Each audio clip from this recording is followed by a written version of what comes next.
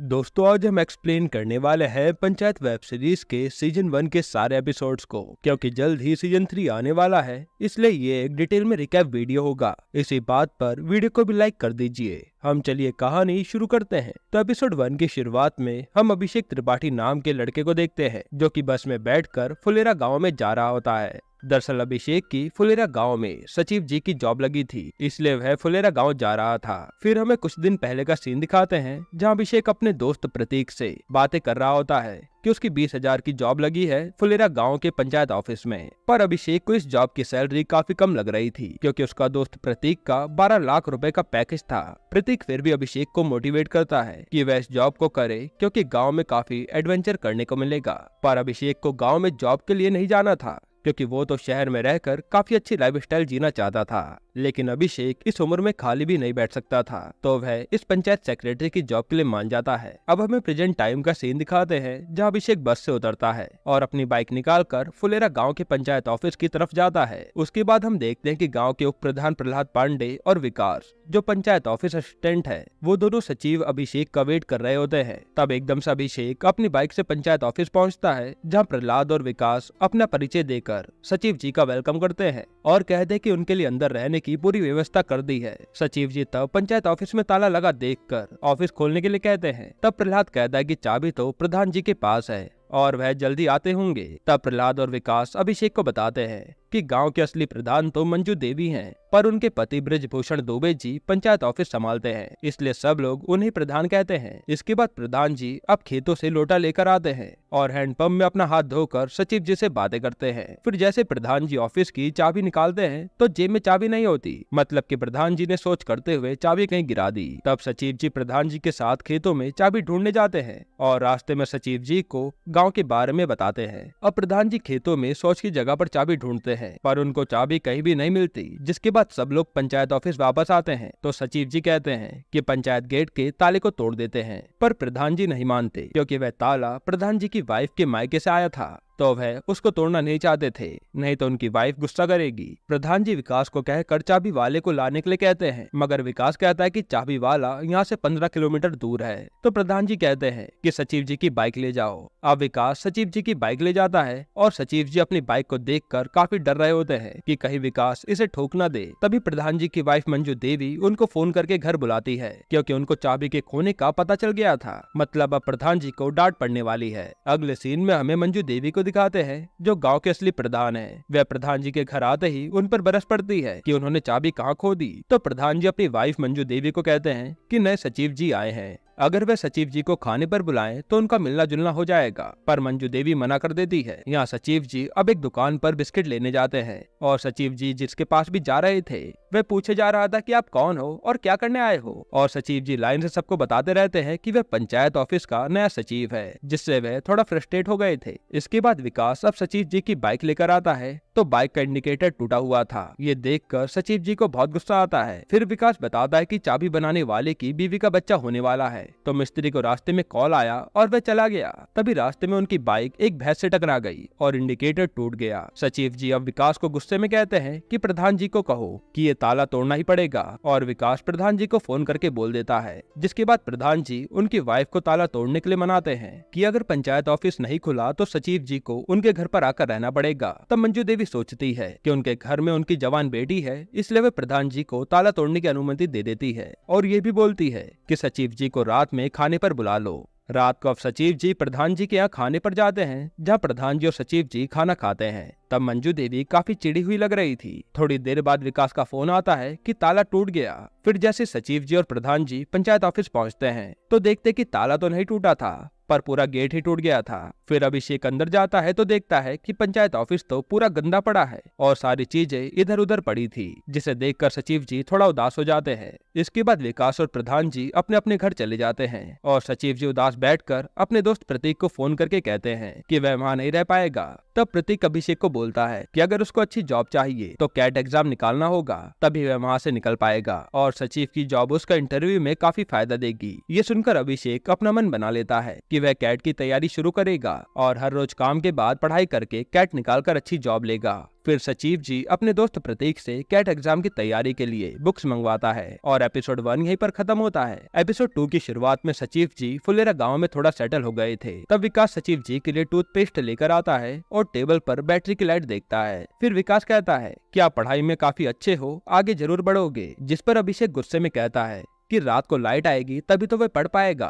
गांव में रात को लाइट नहीं आती और इमरजेंसी लाइट जलाने और बंद करने में ही उसका टाइम निकल जाता है, तो वह कैसे पढ़ पाएगा। तब विकास सचिव जी को बताता है कि आज की मीटिंग सोलर लाइट पर ही होने वाली है, जिससे सचिव जी के अंदर एक आस आती है कि अगर पंचायत ऑफिस में लाइट लग गई तो वे आराम से पढ़ पाएंगे। अगले सीन में पंचायत ऑफिस में सभी मेंबर की मीटिंग बुलाई जाती है, जहाँ सबको मिलकर फैसला करना था कि सरकार की ओर से आई 13 सोलर लाइट्स कहाँ लगेंगी। तब प्रधान जी कहते कि 10 सोलर लाइट तो हर वार्ड मेंबर के घर के बाहर लगेगी और एक प्रधान जी के घर के बाहर और एक उप प्रधान के घर के बाहर। अब बची बस एक सोलर लाइट, जो कि उन सबको मिलकर उसकी लोकेशन डिसाइड करनी थी। विकास प्रधान को बोलता है कि सचिव जी के पास एक अच्छी जगह है। तब सचिव जी जैसे ही पंचायत ऑफिस का नाम लेने वाले थे, तभी एक मेंबर आकर बोलता है कि गांव के बाहर एक भूतिया पेड़ है, वहाँ लगाना कैसा रहेगा, जिसमें सारे मेंबर उसके लिए हाँ कर देते हैं और सचिव जी की लाइट के नीचे पड़ने की आस खत्म हो जाती है। प्रधान जी का प्लान ये था कि वे भूतिया पेड़ के पास लाइट लगवाएंगे तो उनकी लोगों के सामने अच्छी छवि बनेगी और उनको अगले चुनाव में वोट भी मिलेंगे। जिसके बाद प्रधान सचिव जी को उनका फैसला सुनाकर कहते हैं कि इन जगहों पर लाइट लगवाने का काम शुरू करवाइए। सचिव जी को अब रात को पढ़ाई में काफी दिक्कत हो रही थी,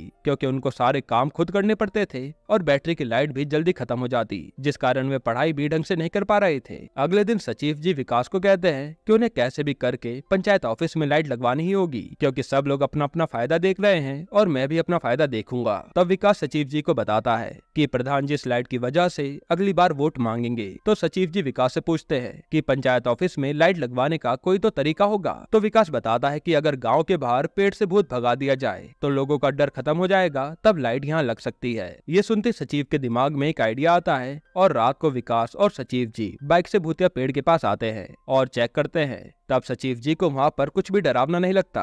फिर सचिव जी विकास से पूछते हैं कि आखिरी बार इस पेड़ ने किसको डराया था। तब विकास बोलता है कि 2 साल से अभी तक किसी को नहीं डराया। फिर विकास बताता है कि इस पेड़ के सामने से लोग डरकर भागते हैं और प्रधान की वाइफ मंजू देवी तो यहाँ पर 2 बार बाइक से गिर चुकी हैं। सचिव जी बोलते हैं कि हमें पता करना होगा कि आखिरी बार इस पेड़ ने किसको डराया था, तभी हमारा काम हो पाएगा। अगले दिन विकास और सचिव जी गांव के लोगों के घर घर जाकर पूछते हैं कि किसी को पेड़ ने डराया है क्या, पर सब ऐसे ही एक दूसरे का नाम लेते हैं और कुछ लोग तो सिर्फ झूठी झूठी बातें कहते हैं। फिर सचिव जी वहाँ के मास्टर जी के पास जाते हैं, जिनको सबसे पहले भूतिया पेड़ ने डराया था।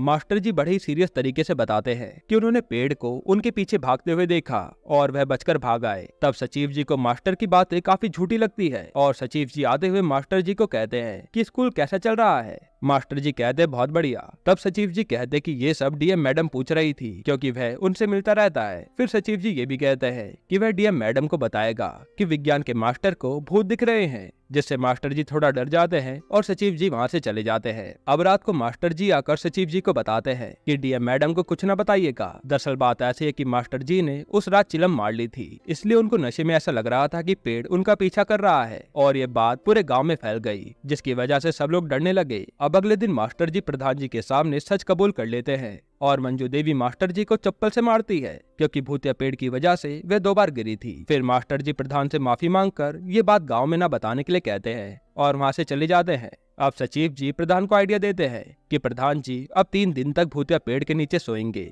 जिससे पब्लिक को विश्वास हो जाएगा कि वहाँ पर भूत नहीं है और इलेक्शन में प्रधान जी यह कहकर वोट मांगेंगे कि उन्होंने गांव से भूत भगाया है। जिसके बाद प्रधान जी पूछते हैं कि वह सोलर लाइट कहाँ लगवाएंगे। तब विकास कहता है कि पंचायत ऑफिस में, जिसे सुनकर प्रधान जी काफी अजीब सा मुंह बनाते हैं, लेकिन तभी कहते हैं कि ये तो काफी अच्छा आइडिया है। जिसके बाद पंचायत ऑफिस में सोलर लाइट लगवा दी जाती है और प्रधान जी भूतिया पेड़ के पास जाकर 3 दिन डर डर के रहते हैं, जिससे लोगों का भूतिया पेड़ से डर खत्म हो जाता है और फाइनली सचिव जी को पढ़ाई करने के लिए सोलर लाइट मिल जाती है। यहीं पर एपिसोड 2 खत्म होता है। एपिसोड 3 की शुरुआत में सचिव जी विकास के साथ नई कुर्सी लेकर आ रहे होते हैं। तब रास्ते में प्रधान जी सचिव जी की नई कुर्सी देखकर उनको बधाई देते हैं, जिसके बाद सचिव जी वहाँ से चले जाते हैं। पर परमेश्वर नाम का आदमी प्रधान जी को कहता है कि आपकी कुर्सी में तो चक्का नहीं है, जिससे प्रधान जी को काफी बुरा लगता है, क्योंकि प्रधान से बढ़िया कुर्सी अब सचिव की हो गई थी। अभिषेक अब अपनी कुर्सी को लाकर ऑफिस में रखता है और काफी खुश होता है। अब अगले सीन में परमेश्वर प्रधान जी के पास जाकर मदद मांगता है कि उसकी बेटी की शादी हो रही है और दूल्हे को ठहराने के लिए अलग से कमरा चाहिए। तब प्रधान जी सचिव जी को फोन करके परमेश्वर की सारी बात बताकर कहते हैं कि उनको सचिव जी का कमरा एक दिन के लिए चाहिए होगा।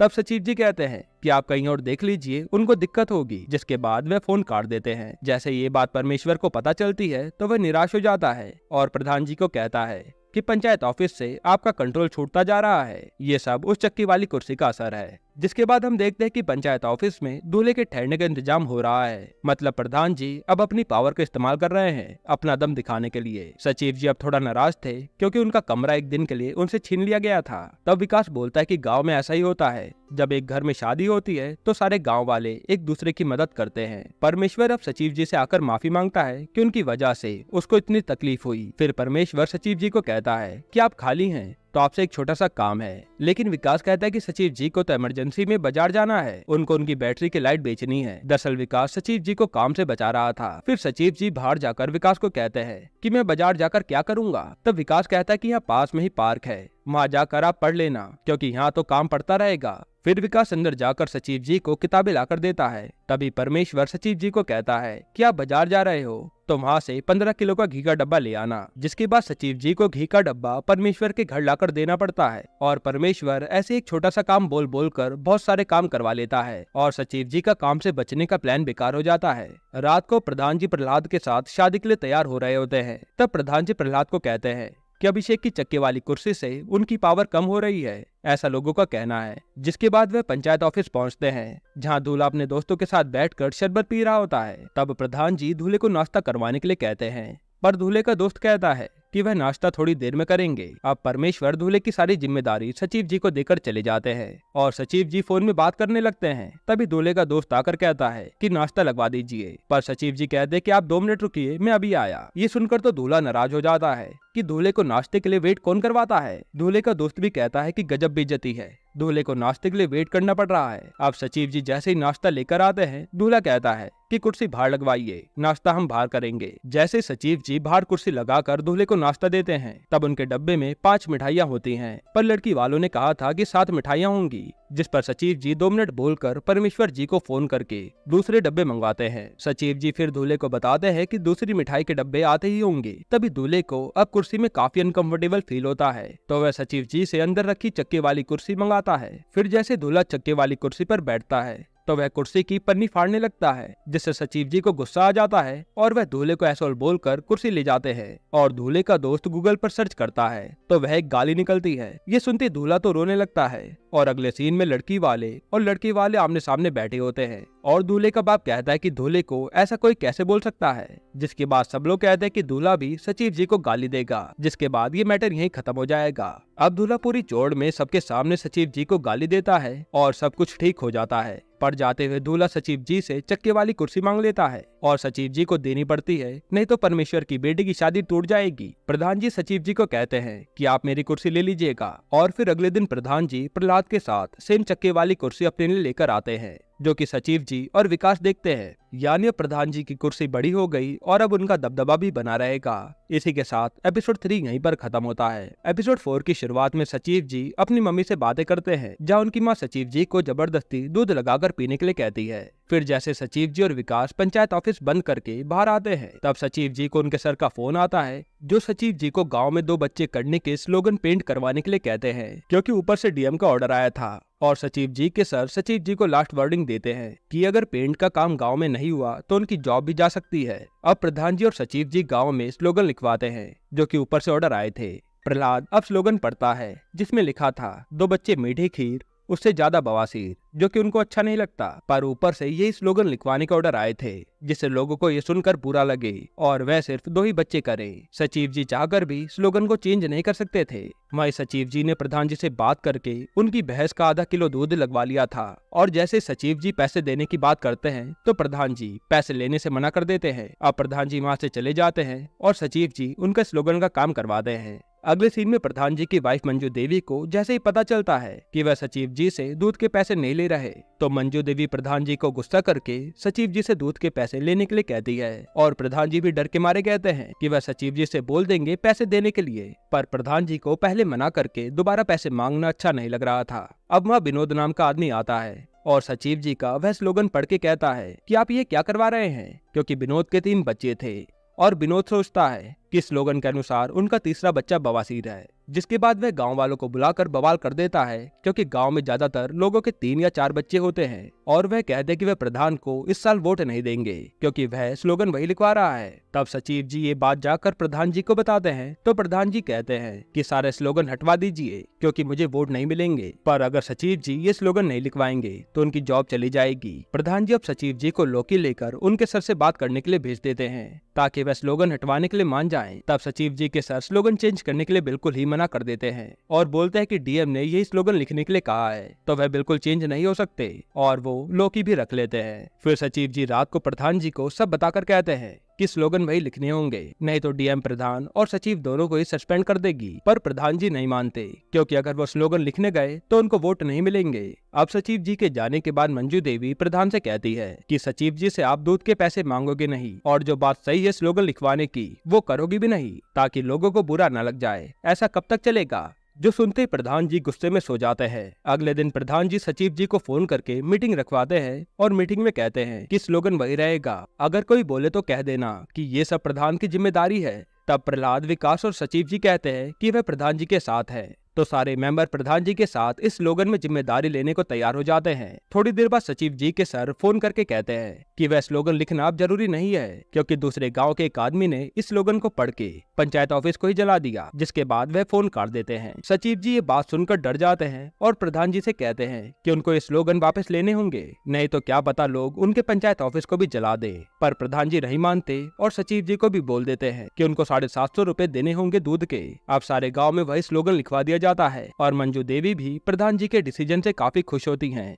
वही सचिव जी भी दूध की फोटो उनकी मम्मी को भेजते हैं। यहीं पर एपिसोड 4 खत्म होता है। एपिसोड 5 की शुरुआत में सचिव जी अपने दोस्त प्रतीक की फोटो देखते हैं जो कि वीकेंड पे अपने दोस्तों के साथ दारू पार्टी कर रहा था। जिसके बाद सचिव जी भी ठेके से 2 बियर की बोतल लेकर आते हैं और अपनी भी बियर के साथ फोटो खींचते हैं ताकि उसके दोस्त को लगे कि वो भी यहाँ पर एंजॉय कर रहा है। जिसके बाद सचिव जी बियर पीकर सो जाते हैं। फिर अगले दिन सचिव जी सुबह उठकर देखते हैं तो उनके ऑफिस से मॉनिटर चोरी हो गया था क्योंकि सचिव जी रात को नशे में गेट खुला छोड़कर सो गए थे। सचिव जी ये सारी बात फोन करके प्रधान जी को बताते हैं तो वे फटाफट भागकर पंचायत ऑफिस पहुंचते हैं और आते ही सचिव जी पर गुस्सा करने लगते हैं क्योंकि सचिव जी की लापरवाही से वो मॉनिटर चोरी हो गया। प्रधान जी गुस्से में सचिव जी को यहाँ तक बोल देते हैं कि आप अपना कमरा कहीं और देख लीजिए। अब प्रहलाद और सचिव जी पुलिस के पास चोरी की कंप्लेन करने के लिए जाते हैं तो वहाँ का इंस्पेक्टर काफी अजीब अजीब सवाल पूछता है जिससे सचिव जी की पुलिस वाले से बहस हो जाती है। पर प्रहलाद बात को संभालता है। फिर जैसे सचिव जी अपने लिए रूम ढूंढने की बात करते हैं तब प्रहलाद बोलता है कि प्रधान जी की बात का आप बुरा मत मानिए, वह बस गुस्से में ऐसा बोल गए हैं। सचिव जी प्रहलाद की बात नहीं मानते। तब प्रहलाद कहता है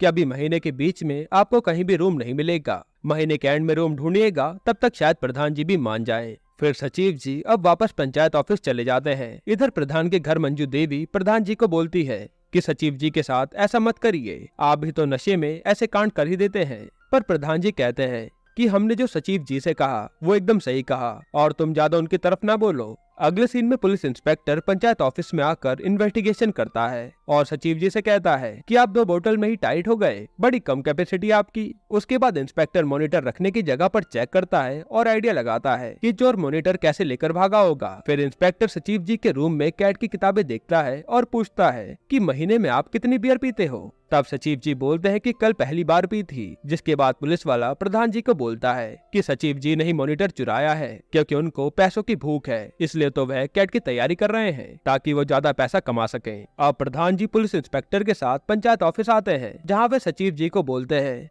उन्हें लग रहा है कि चोरी आपने की है। तब इंस्पेक्टर सचिव जी से पूछता है कि आपने कल ही दारू क्यों पी। सचिव जी कहते कि उनका मूड ऑफ था क्योंकि कल फ्राइडे नाइट थी और सब लोग उसी दिन पार्टी करते हैं और वह यहाँ पर लोग छील रहा था और वह ये काम कर करके बोर हो गया है। फिर सचिव जी आगे कहते हैं कि यहाँ तो उनका कोई दोस्त भी नहीं है जिसके साथ वे बातें कर सके और इस गांव में सभी लोग जल्दी सो जाते हैं तो अकेला बैठकर इंसान दारू नहीं पिएगा तो क्या करेगा। जिसके बाद प्रधान जी बोलते हैं कि उनको पता है कि सचिव जी लापरवाह हो सकते हैं पर चोरी नहीं कर सकते और प्रधान जी इंस्पेक्टर को वहाँ से जाने के लिए बोलते हैं और खुद भी वहाँ से चले जाते हैं। अब रात को प्रधान जी और उनके साथी दारू लेकर सचिव जी के पास आते हैं और कहते हैं कि शनिवार भी तो वीकेंड ही होता है। फिर प्रधान जी सचिव जी के साथ मिलकर पार्टी करते हैं। तब प्रधान जी कहते हैं कि जो आपने बात बोली कि आपका यहाँ पर कोई दोस्त नहीं है, ये बात उनके दिल पर लग गई, क्योंकि हम सब है तो आपके दोस्त और आपको नया रूम ढूंढने की जरूरत नहीं है। सचिव जी कहते हैं कि वह नया मॉनिटर लाकर दे देंगे, पर प्रधान जी कहते हैं कि हम सब मिलकर पैसे मिलाएंगे और सब सही हो जाता है। साथ ही प्रधान जी बाकी सबके साथ हंसी मजाक करके सेल्फी भी लेते हैं। अब अगले दिन जब सचिव जी सुबह उठकर बाहर आते हैं तो वह देखते हैं कि मॉनिटर गेट के बाहर पड़ा है। दरअसल गांव का कोई आदमी टीवी समझकर मॉनिटर चुरा कर ले गया था। फिर जब उसे पता चला कि वह टीवी नहीं है तो वह सॉरी का लेटर लिखकर वापस रख गया। इसी के साथ एपिसोड 5 खत्म होता है। एपिसोड 6 की शुरुआत में सचिव जी बाजार जाकर अपनी पासपोर्ट साइज फोटो खिंचवाते हैं ताकि वह कैट के एग्जाम फॉर्म में उसे लगा सके। तभी बाहर से लड़ने की आवाज आती है। दरअसल सचिव जी की बाइक पर कोई बबलू नाम का आदमी बैठ रहा था तो विकास की उससे बहस हो गई थी और सचिव जी भी बबलू से लड़ने लगते हैं। फिर बबलू अपने साथी को फोन करके आने के लिए कहता है ताकि वह सचिव जी और विकास को सबक सिखा सके। तब सचिव जी और विकास वहाँ से चले जाते हैं और बबलू जाते हुए सचिव जी को धमकाता है कि जब वह पासपोर्ट साइज फोटो लेने आएगा तो वह उनको नहीं छोड़ेगा। अगले सीन में विकास प्रधान जी को फोन करके सब बताने के लिए कहता है, मगर सचिव जी बोलते हैं कि उनको फालतू के लफड़े में नहीं पड़ना।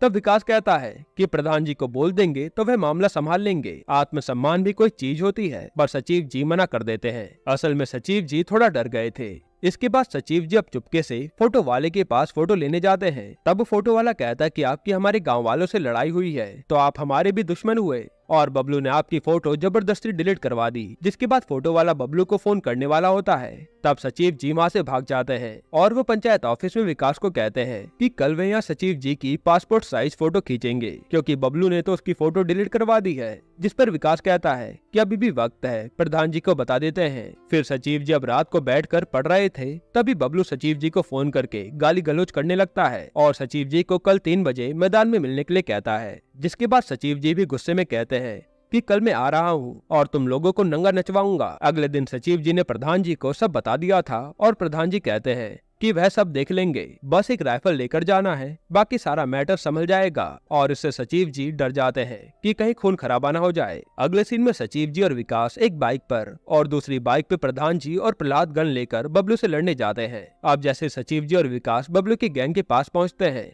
तो वह देखते हैं कि प्रधान जी अभी तक नहीं आए हैं। दरअसल प्रधान जी की बाइक का टायर पंचर हो गया था, इसलिए वह रास्ते में फंस गए। सचिव जी प्रधान जी को फोन करके जल्दी आने के लिए कहते हैं। तब तक बबलू अपनी बेल्ट निकालकर उसके आदमियों के साथ सचिव और विकास को घेर लेता है। फिर बबलू सचिव जी और विकास को नंगा करके नाचने के लिए कहता है, पर तब तक प्रधान जी वहाँ आ जाते हैं। अब प्रधान जी बबलू को धमकाने लगते हैं। तभी बबलू प्रधान जी को धक्का देता है जिससे वह नीचे गिर जाते हैं और वह बंदूक भी कोई काम नहीं आती। यह देखकर सचिव जी का माथा घूम जाता है कि कोई आदमी उनके प्रधान जी के साथ ऐसा कैसे कर सकता है। तो सचिव जी अब पागलों की तरह बबलू के आदमी को मारने के लिए भागते हैं जिससे बबलू और उसके आदमी की हालत खराब हो जाती है और वह डर के भाग जाते हैं। तभी प्रधान जी और विकास सचिव जी को बबलू को मारने से रोक लेते हैं और सचिव जी बबलू को कहते हैं कि हम तेरे भले के लिए ही कह रहे थे क्योंकि बाइक उस समय सिंगल स्टैंड पर खड़ी थी और तो उससे गिर जाता।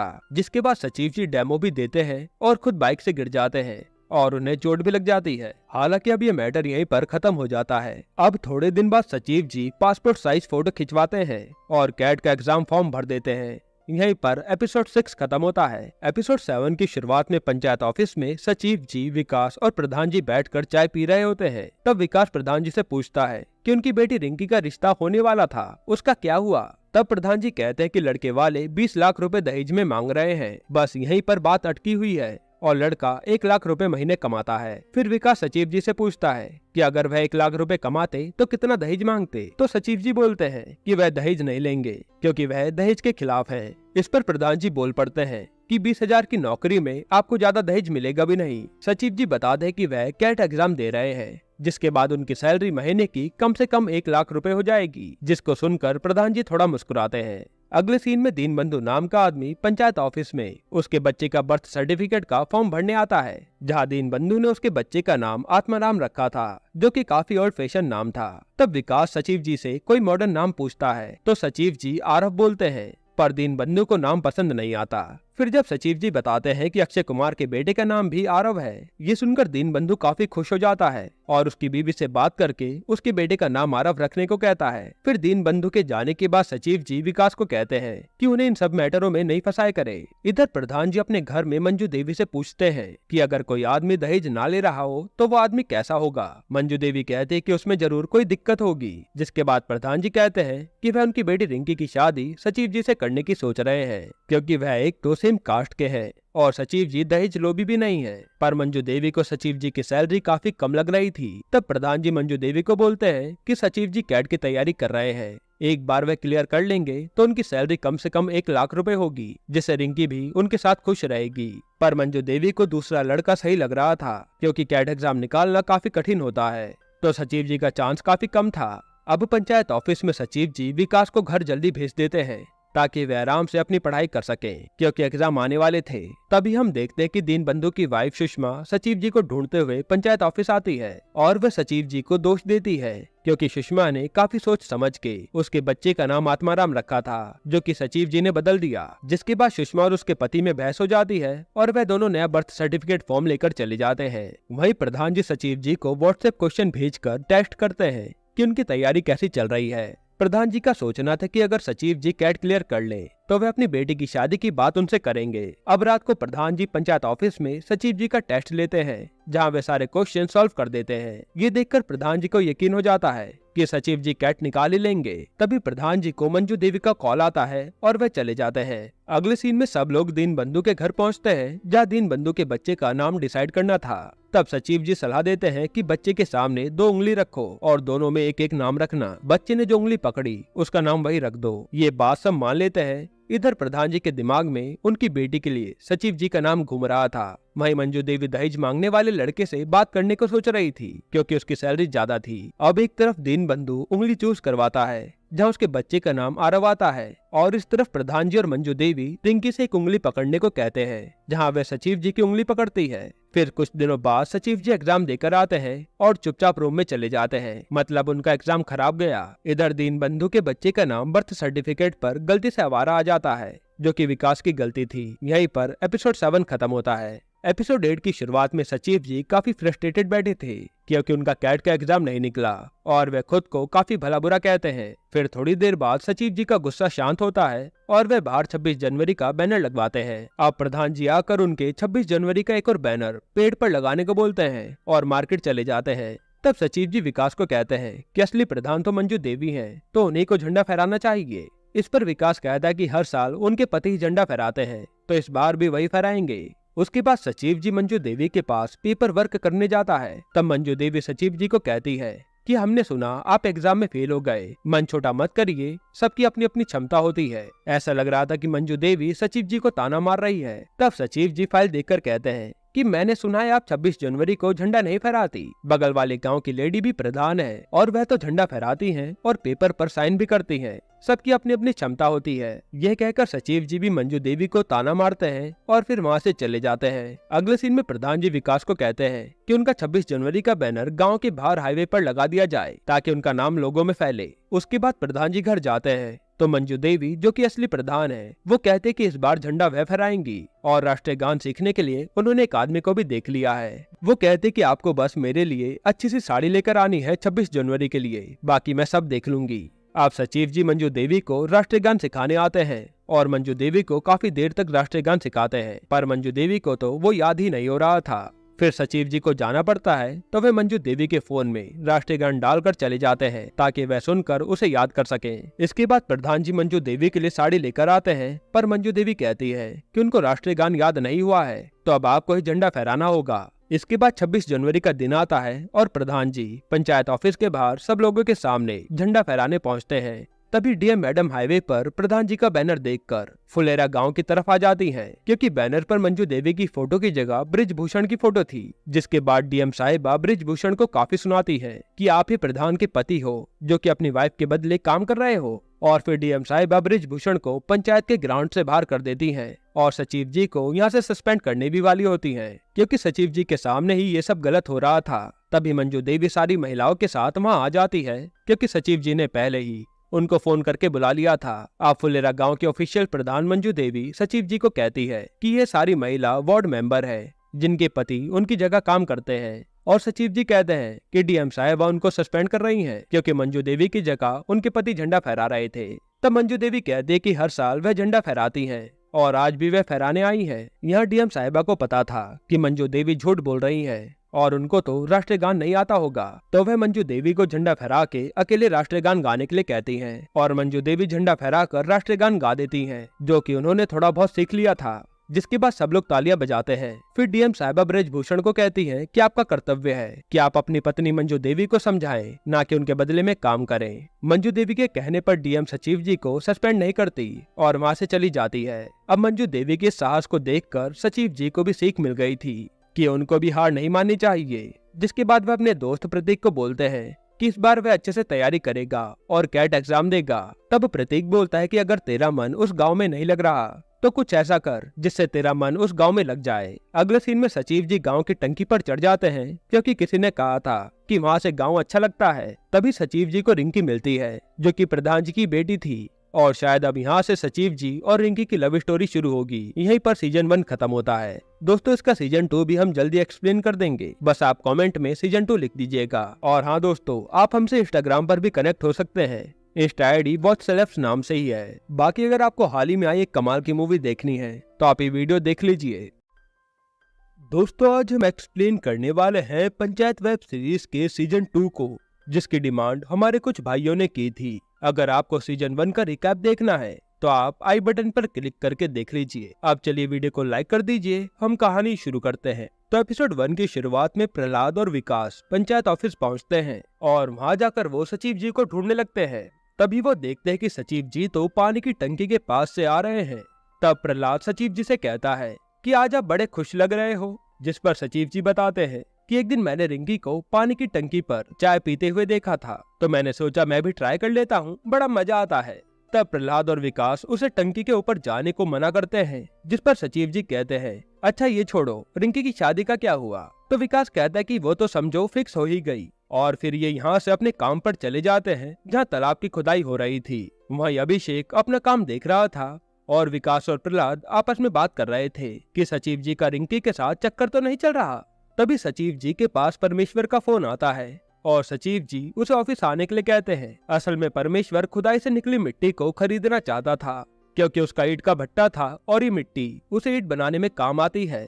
वह दूसरी तरफ मंजू देवी प्रधान को कहती है कि मैं भी खुदाई देखने चलूंगी, लेकिन प्रधान जी उसे जाने से मना कर देते हैं, जिस पे मंजू देवी मुंह बना लेती हैं। इसके बाद अब ये सब पंचायत ऑफिस में मिट्टी बेचने की बात कर रहे थे, जहाँ प्रधान जी कहते हैं कि इस बारी हम परमेश्वर को मिट्टी ज्यादा रेट में बेचेंगे, लेकिन वो हर बारी दोस्ती का वास्ता देकर मिट्टी कम रेट में ले जाता है। जिस पर सचिव जी प्रधान जी को एक आइडिया देते हैं और कहते हैं कि मिट्टी का मोल भाव मंजू देवी से करवाइए। जिसके बाद सचिव जी परमेश्वर को कॉल करके प्रधान जी के घर पर बुला लेते हैं। इधर प्रधान जी मंजू देवी को कॉल करके बताते हैं कि मिट्टी 300 रुपए तक ही फाइनल करना, इससे नीचे मत जाना, हम सभी घर लेट पहुंचेंगे, उससे पहले तुम मिट्टी का रेट फिक्स कर लेना।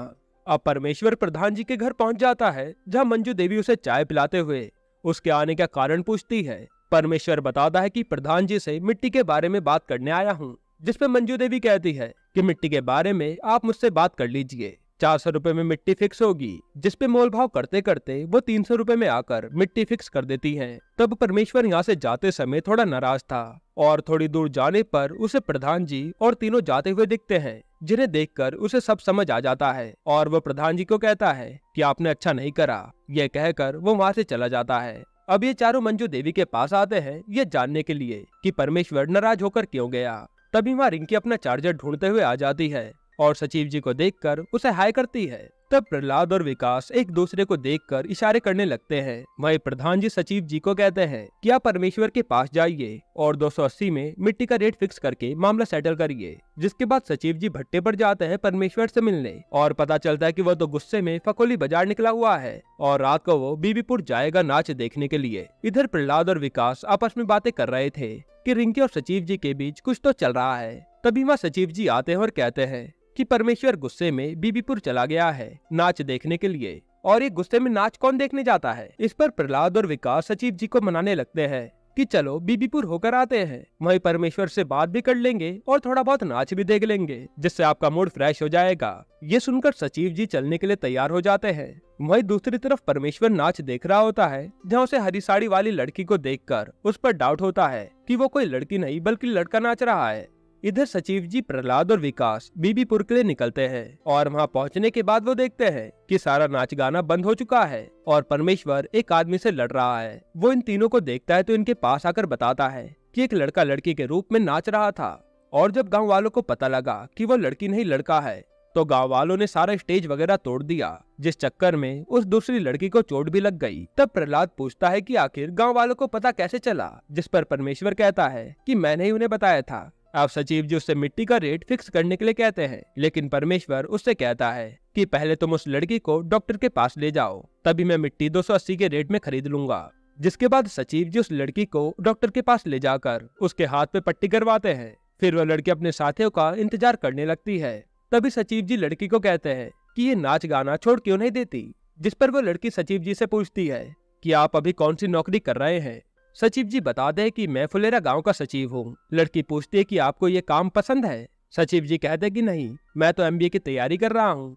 तो लड़की कहती है कि फिर तो आप भी मेरी तरह नाच ही रहे हैं। तभी उस लड़की के साथी वहाँ आ जाते हैं और वो लड़की उनके साथ चली जाती है। हालांकि लड़की की बातें सुनकर सचिव जी सोच में पड़ जाते हैं, जिसकी बात प्रहलाद और विकास सचिव जी को छेड़ने लगते हैं कि आपका उस लड़की के साथ चक्कर चलने लगा है क्या। ये सुनकर सचिव जी भड़क जाते हैं कि कहाँ लिखा है कि कोई लड़की और लड़का बात करे तो उनके बीच कुछ चल ही रहा होगा, और वैसे भी मैं यहाँ की लड़की क्यों ही पटाऊंगा, मैं तो 6-7 महीने में यहाँ से जाने वाला हूँ। यह कहकर सचिव जी वहाँ से चले जाते हैं और प्रहलाद विकास को कहता है कि तुम कैसे आदमी हो, इतने शांत आदमी पर शक कर रहे थे कि इनका रिंकी के साथ चक्कर चल रहा है। यहीं पर एपिसोड 1 खत्म होता है। एपिसोड 2 की शुरुआत में हम भूषण नाम के आदमी और उसकी बीवी को बाइक से आते हुए देखते हैं, जहाँ भूषण अपनी बीवी को कहता है कि इस रोड ने तो बड़ी हालत खराब कर रखी है। जिसके बाद वो सीधा पंचायत ऑफिस पहुंचता है और सचिव जी को कहता है कि सचिव जी, अभी तक गांव का रोड क्यों नहीं बना। प्रधान जी ने पिछले साल ही वादा किया था कि गांव का रोड जल्दी से जल्दी बन जाएगा, इसलिए आप प्रधान जी से बात करिए और जल्द से जल्द एक डेट बताइए कि कब तक गांव का रोड बनेगा। ये कहकर भूषण वहाँ से चले जाता है। आप सचिव जी प्रधान जी के पास जाते हैं और उससे सब कुछ बताते हैं कि भूषण आया था ऑफिस में और काफी हल्ला करके गया है कि प्रधान जी रोड कब तक बनवाएंगे। जिस पे प्रधान जी सचिव जी को कहते हैं कि रोड बनवाने में कम से कम 30 से 35 लाख का खर्चा आएगा और इतना फंड अभी हमारे पास नहीं है। तब सचिव जी विधायक से बात करने के लिए कहते हैं। प्रधान जी बता दे कि विधायक तो हमें बेच के खा जाएगा, वो रोड बनाने के लिए पैसा नहीं देगा, हमें कुछ दिनों तक इंतजार करना पड़ेगा। तब सचिव जी कहते हैं कि ऐसे तो समय बीतता जाएगा और वह भूषण मुझसे सवाल कर करके मेरा दिमाग खराब कर देगा। इस पर प्रधान जी कहते हैं कि अब आपकी सरकारी नौकरी है, लोगों को बातों में घुमाना सीख लीजिए, आगे बहुत काम आने वाला है। ये सुनकर सचिव जी यहाँ से जाने लगते हैं। तब प्रधान जी उसके हाथ में लौकी थमा देते हैं। फिर वापस ऑफिस आते समय रास्ते में उसे भूषण मिलता है, जो कि पूछने लगता है कि सचिव जी, आपने प्रधान जी से बात करी क्या। सचिव जी बताते हैं कि हाँ, मैंने बात करी थी, लेकिन अभी फिक्स डेट नहीं है क्योंकि उनके पास फंड नहीं है रोड बनवाने के लिए। इस पर भूषण उसे उटपटांग बातें सुनाने लगता है कि एक लौकी लेकर तुम प्रधान जी की चाटने लगे हो। ये सुनकर सचिव जी का दिमाग खराब हो जाता है और वो डिसाइड करते हैं कि आज से वो प्रधान जी के यहाँ थोड़ा कम ही जाएंगे। लेकिन अगले ही दिन एक और पेपर वर्क आ जाता है। तब सचिव जी प्रधान जी को फोन करके कहते हैं कि एक पेपर पर साइन करवाने थे, तो क्या मंजू देवी ऑफिस आ सकती हैं। प्रधान जी कहते हैं कि मंजू देवी आज तक ऑफिस नहीं आई है, तो अब क्या आएंगी।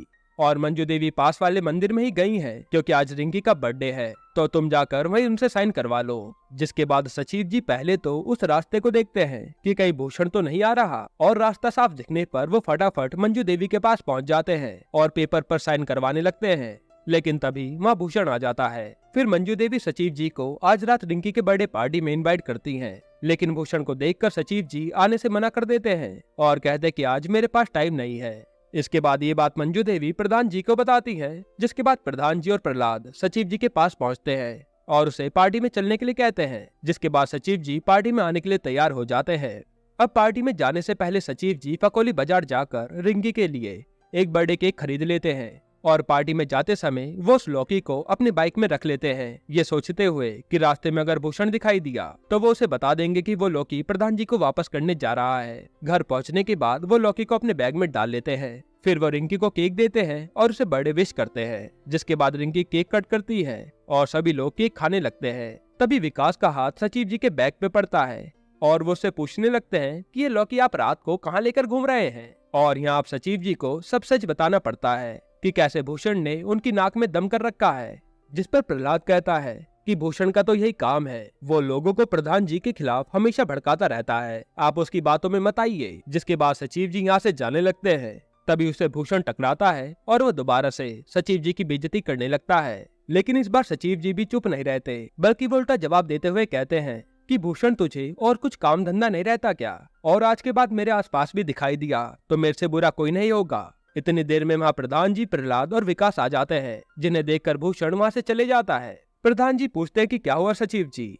तो सचिव जी कहते हैं कि मैंने भूषण को सुना दिया, अब वो मुझसे फालतू कभी नहीं बोलेगा। यहीं पर एपिसोड 2 खत्म होता है। एपिसोड 3 की शुरुआत में हम ऑफिस में प्रधान जी, विकास और प्रहलाद के लड़के राहुल को देखते हैं, जो कि आर्मी में है और छुट्टी पर आया होता है। यहाँ ये चारों लूडो खेल रहे थे। वहीं सचिव जी सभी गांव के घरों में टॉयलेट सीट लगवाने के लिए भिजवा रहे होते हैं। तभी उसे विनोद का कॉल आता है और वो कहता है कि मेरी टॉयलेट सीट कब तक आएगी, मेरा मिस्त्री यहाँ इंतजार कर रहा है। जिस पर सचिव जी कहते हैं कि जैसे ही कोई मजदूर खाली होगा मैं तुम्हारी सीट भिजवाता हूँ। विनोद कहता है कि मैं खुद ही लेने आ जाता हूँ ना, मगर सचिव जी कहते हैं कि ना, तुम रहने दो, मैं बाइक से लेकर आता हूँ, तुम अपने मिस्त्री को रोक कर रखो। लेकिन विकास जब सीट उठाकर बाहर निकल रहा होता है तो चौखट पर उसका पैर टकरा जाता है और सीट उसके हाथ से फिसल कर टूट जाती है। जिसके बाद सचिव जी विनोद को फोन करके बता देते हैं कि तुम्हारी सीट टूट गई है, लेकिन मैं जल्द से जल्द तुम्हारी सीट मंगवाऊंगा, तो अभी के लिए तुम अपने मिस्त्री को वापस भेज दो। अब ये सुनकर विनोद बेचारा काफी दुखी हो जाता है। वहीं दूसरी तरफ रिंकी उस लड़के से बात कर रही होती है जिसके साथ उसका रिश्ता तय हुआ था, और उस लड़के को रिंकी का हम बोलना पसंद नहीं आता। जब भी रिंकी हम बोलती थी तो वो लड़का रिंकी को हम की जगह मैं बोलने के लिए कहता था। उधर विनोद के पास भूषण आता है और उससे पूछता है कि तुम्हारी सीट अभी तक क्यों नहीं लगी? तो विनोद बताता है कि मेरी सीट गलती से टूट गई है।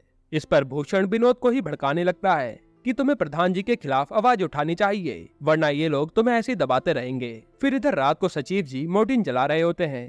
तभी उसे बीडीओ सर का कॉल आता है और वो बताता है कि सुनने में आया है कि तुम्हारे गांव में टॉयलेट बनने के बाद भी लोग खुले में शौच करने जाते हैं, इसलिए कल डीएम मैडम तुम्हारे गांव में चेकिंग करने आएंगी, तो जरा देख लेना। जिसके बाद सचिव जी तुरंत प्रधान जी को फोन करते हैं और प्रधान जी, प्रहलाद और विकास ऑफिस आ जाते हैं। फिर ये सोचने लगते हैं कि कैसे गांव वालों को बताया जाए कि कल कोई भी खुले में शौच करने ना जाए। तभी सचिव जी को आइडिया आता है कि मंदिर वाले माइक पर अनाउंसमेंट कर देंगे तो सभी के घर तक आवाज पहुंच जाएगी। जिसके बाद सभी मंदिर पहुंचते हैं और वहां के माइक पर अनाउंस करते हैं कि कल कोई भी खुले में शौच करने ना जाए। कल गांव में डीएम मैडम आने वाली हैं, अगर कोई भी शौच करते हुए पकड़ा गया तो उसे 500 रुपए का चालान देना होगा। जिसके बाद ये सभी दोबारा ऑफिस आते हैं और डिस्कस करने लगते हैं कि किस किस के यहाँ पर सीट नहीं लगी। तो यहाँ एक विनोद का ही घर बचा होता है जिसके यहाँ सीट नहीं लगी, यानी कल वो पक्का रायता फैलाएगा। तब प्रधान जी कहते हैं कि विनोद को कह देना कि कल सुबह प्रहलाद का टॉयलेट यूज कर ले, और सचिव जी विनोद को मैसेज कर देते हैं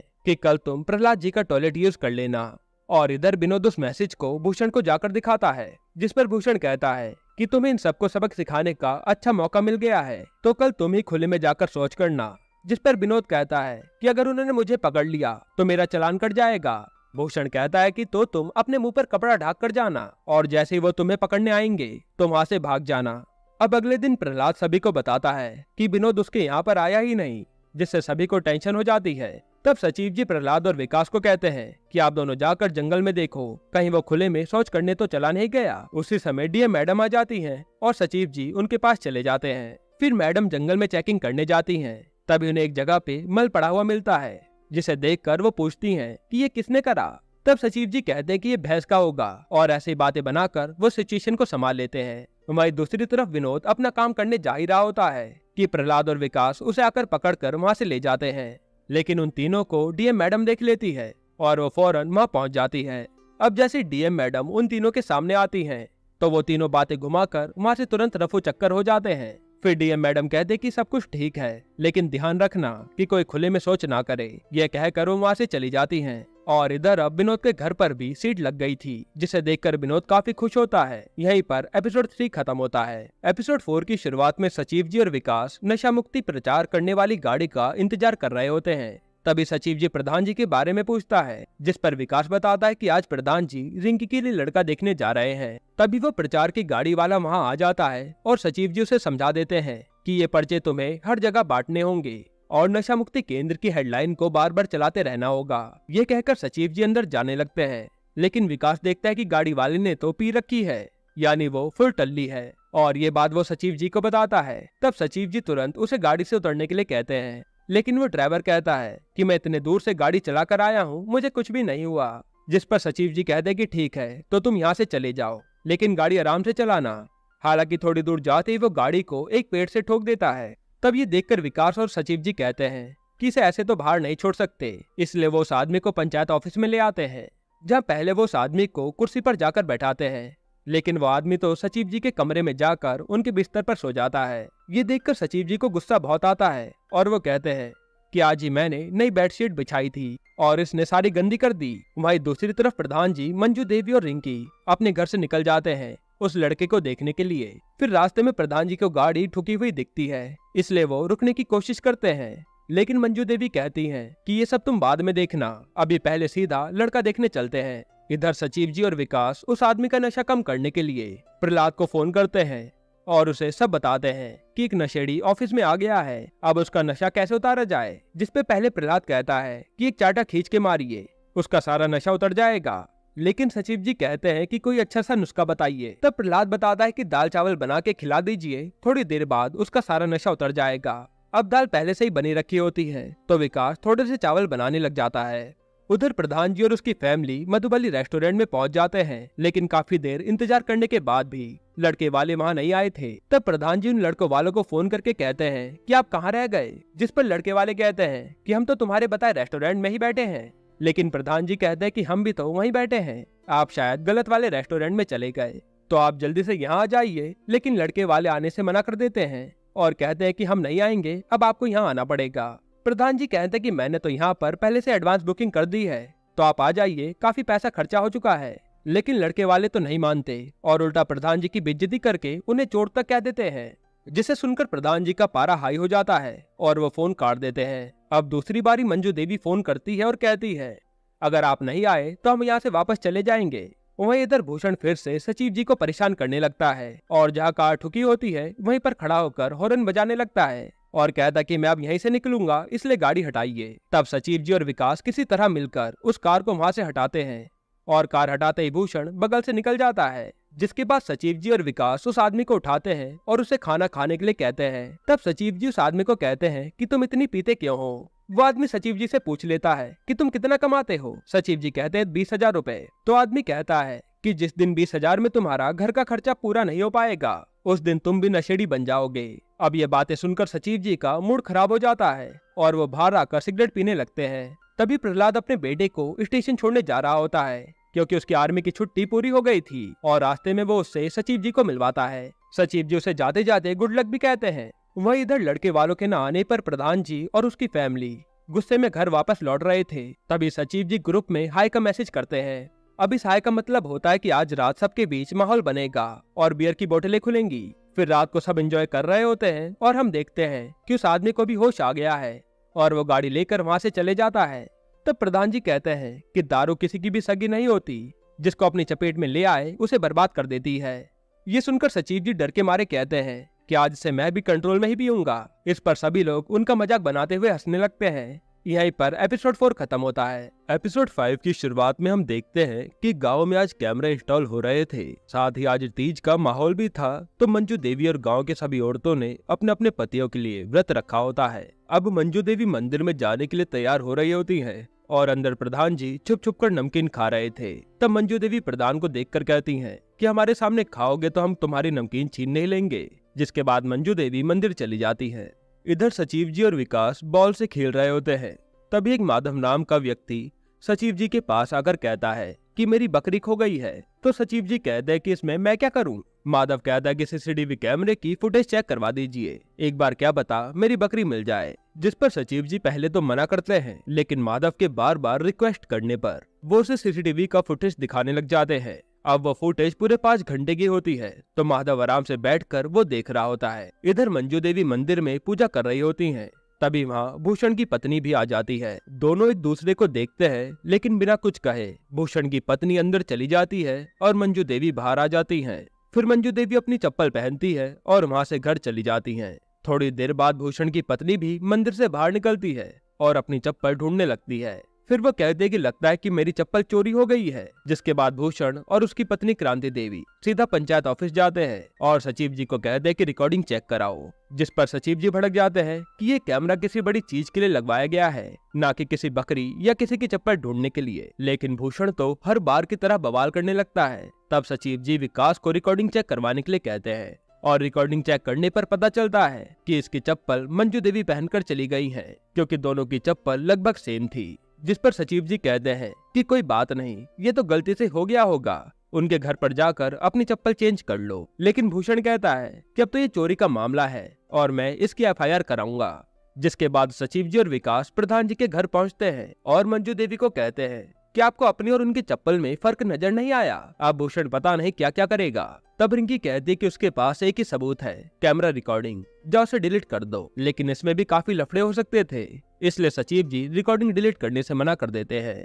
जिसके बाद सचिव जी को एक आइडिया आता है और वो कहते हैं कि अगर ये चप्पल इस घर में हुई ना तो। फिर वो चप्पल उठाते हैं और भूषण के घर के पीछे जाकर उस चप्पल को उनके घर में फेंक देते हैं। और सचिव जी की किस्मत इतनी खराब निकलती है कि वो चप्पल सीधा क्रांति देवी के सर पर जाकर लगती है। अब ये देखने के बाद भूषण को तो काफी गुस्सा आता है और वो एफआईआर कराने निकल जाता है। तब रास्ते में प्रधान जी और ये तीनों उसको पकड़ लेते हैं और भूषण कहता है कि मैं तुम्हारे खिलाफ एफआईआर कराकर रहूंगा। जिस पर सचिव जी पूछते हैं कि तुम्हारे पास सबूत क्या है, अब तो चप्पल भी तुम्हारे ही यहाँ पर है। और भूषण कहता है कि अभी एक सबूत बाकी है। तो सचिव जी कहते हैं कि अच्छा, वो कैमरा रिकॉर्डिंग, उसे तो मैं अभी डिलीट कर देता हूँ। ये कहकर सचिव जी सीधा ऑफिस में जाते हैं और कैमरा रिकॉर्डिंग डिलीट कर देते हैं। तब भूषण वहाँ बैठे माधव को कहता है कि माधव, तुम मेरे लिए कोर्ट में गवाही दोगे ना कि इन्होंने तुम्हारे सामने वीडियो डिलीट कर दी थी। तब सचिव जी कहते हैं कि माधव, तुम्हारी बकरी वाली वीडियो भी इसी के बगल में है, कहो तो वो भी डिलीट कर दूं।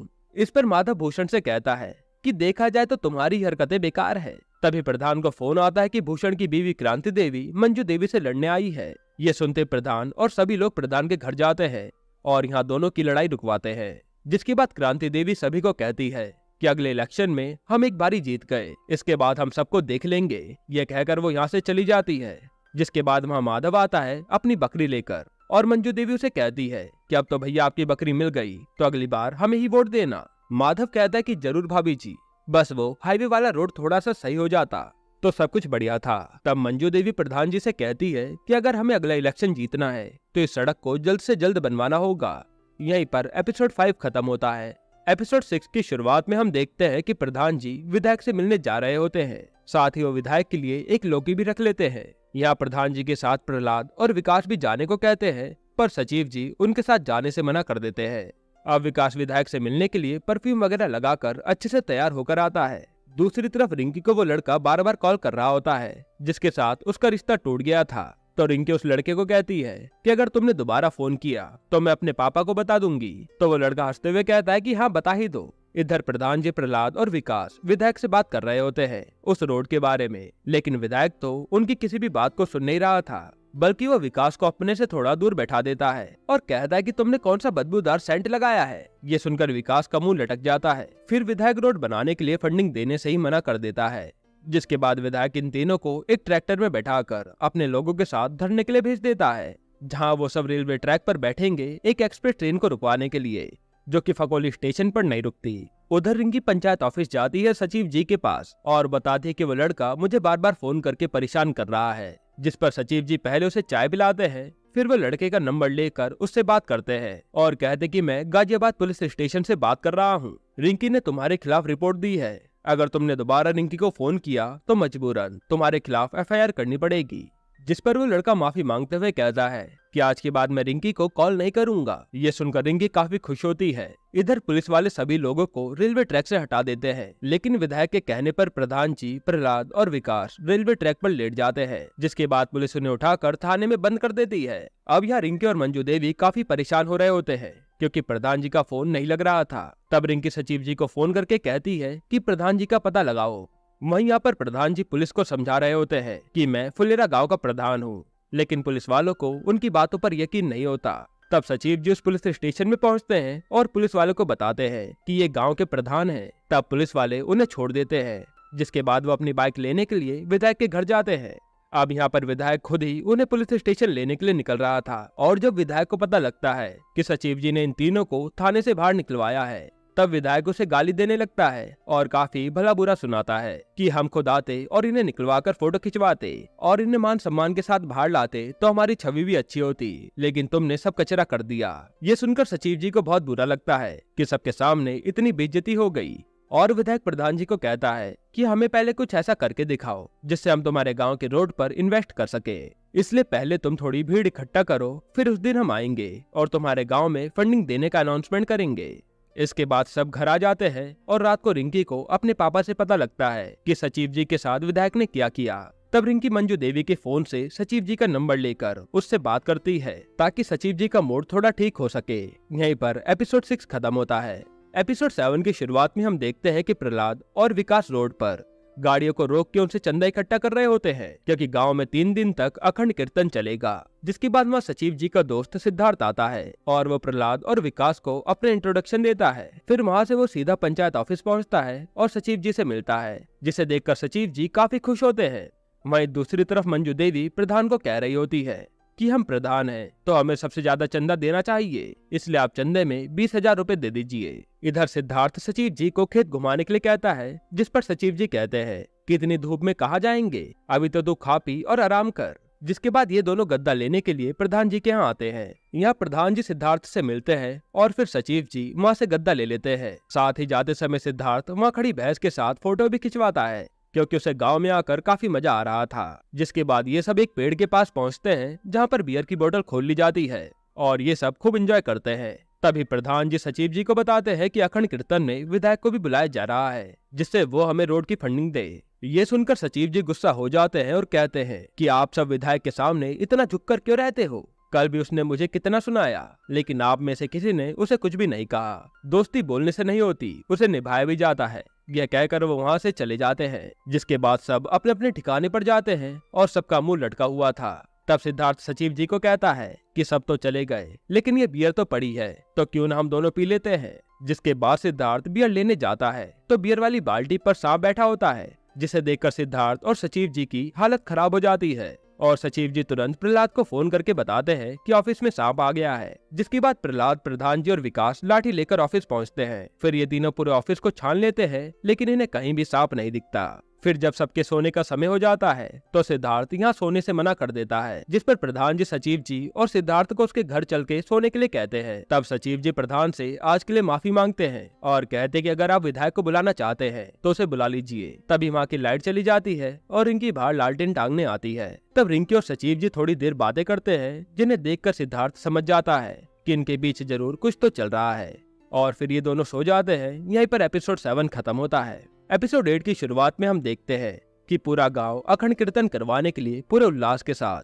कीर्तन की तैयारियों में लगा हुआ था और वहाँ रिंकी आती है अपनी दोस्त कविता के साथ, जो कि परमेश्वर की बेटी होती है। फिर रिंकी अपने पापा से पैसे लेकर मार्केट चली जाती है। तभी एक आदमी वहाँ से जा रहा होता है, जिससे प्रधान जी चंदा मांगते हैं और वो चंदा देते हुए पूछता है कि आपने कितना चंदा दिया। इस पर विकास कहता है कि आपको नहीं पता, प्रधान जी ने पूरे 20,000 रुपए दिए हैं। जिसपे वो आदमी कहता है कि बताओ, ये बात हम में से किसी को भी नहीं पता, ठहरने की कर दरिया में डाल। यह कहकर वो वहाँ से चले जाता है। उसके जाने के बाद प्रधान जी विकास और प्रहलाद से कहते हैं कि क्या फायदा इतना पैसा देने का जब किसी को पता ही नहीं है। अब भूषण भी वही होता है जो ये सारी बातें सुन लेता है। जिसके बाद भूषण अपनी पत्नी से बोल रहा होता है कि प्रधान ने पूरे गाँव से चंदा मांगा है लेकिन हमसे कुछ भी नहीं मांगा, यानी वह पक्का कोई बड़ा गेम खेल रहा है। जिसके बाद वार्ड मेंबर के साथ मीटिंग के समय प्रधान जी सभी को अखंड कीर्तन में चंदा देने के लिए धन्यवाद कहते हैं। तब सचिव जी सभी को बताते हैं कि इस गांव में सबसे ज्यादा चंदा प्रधान जी ने दिया है, वो भी पूरे 20,000 रुपए का। ये सुनकर सब लोग ताली बजाते हैं। उसी समय वहाँ भूषण और उसकी पत्नी आते हैं।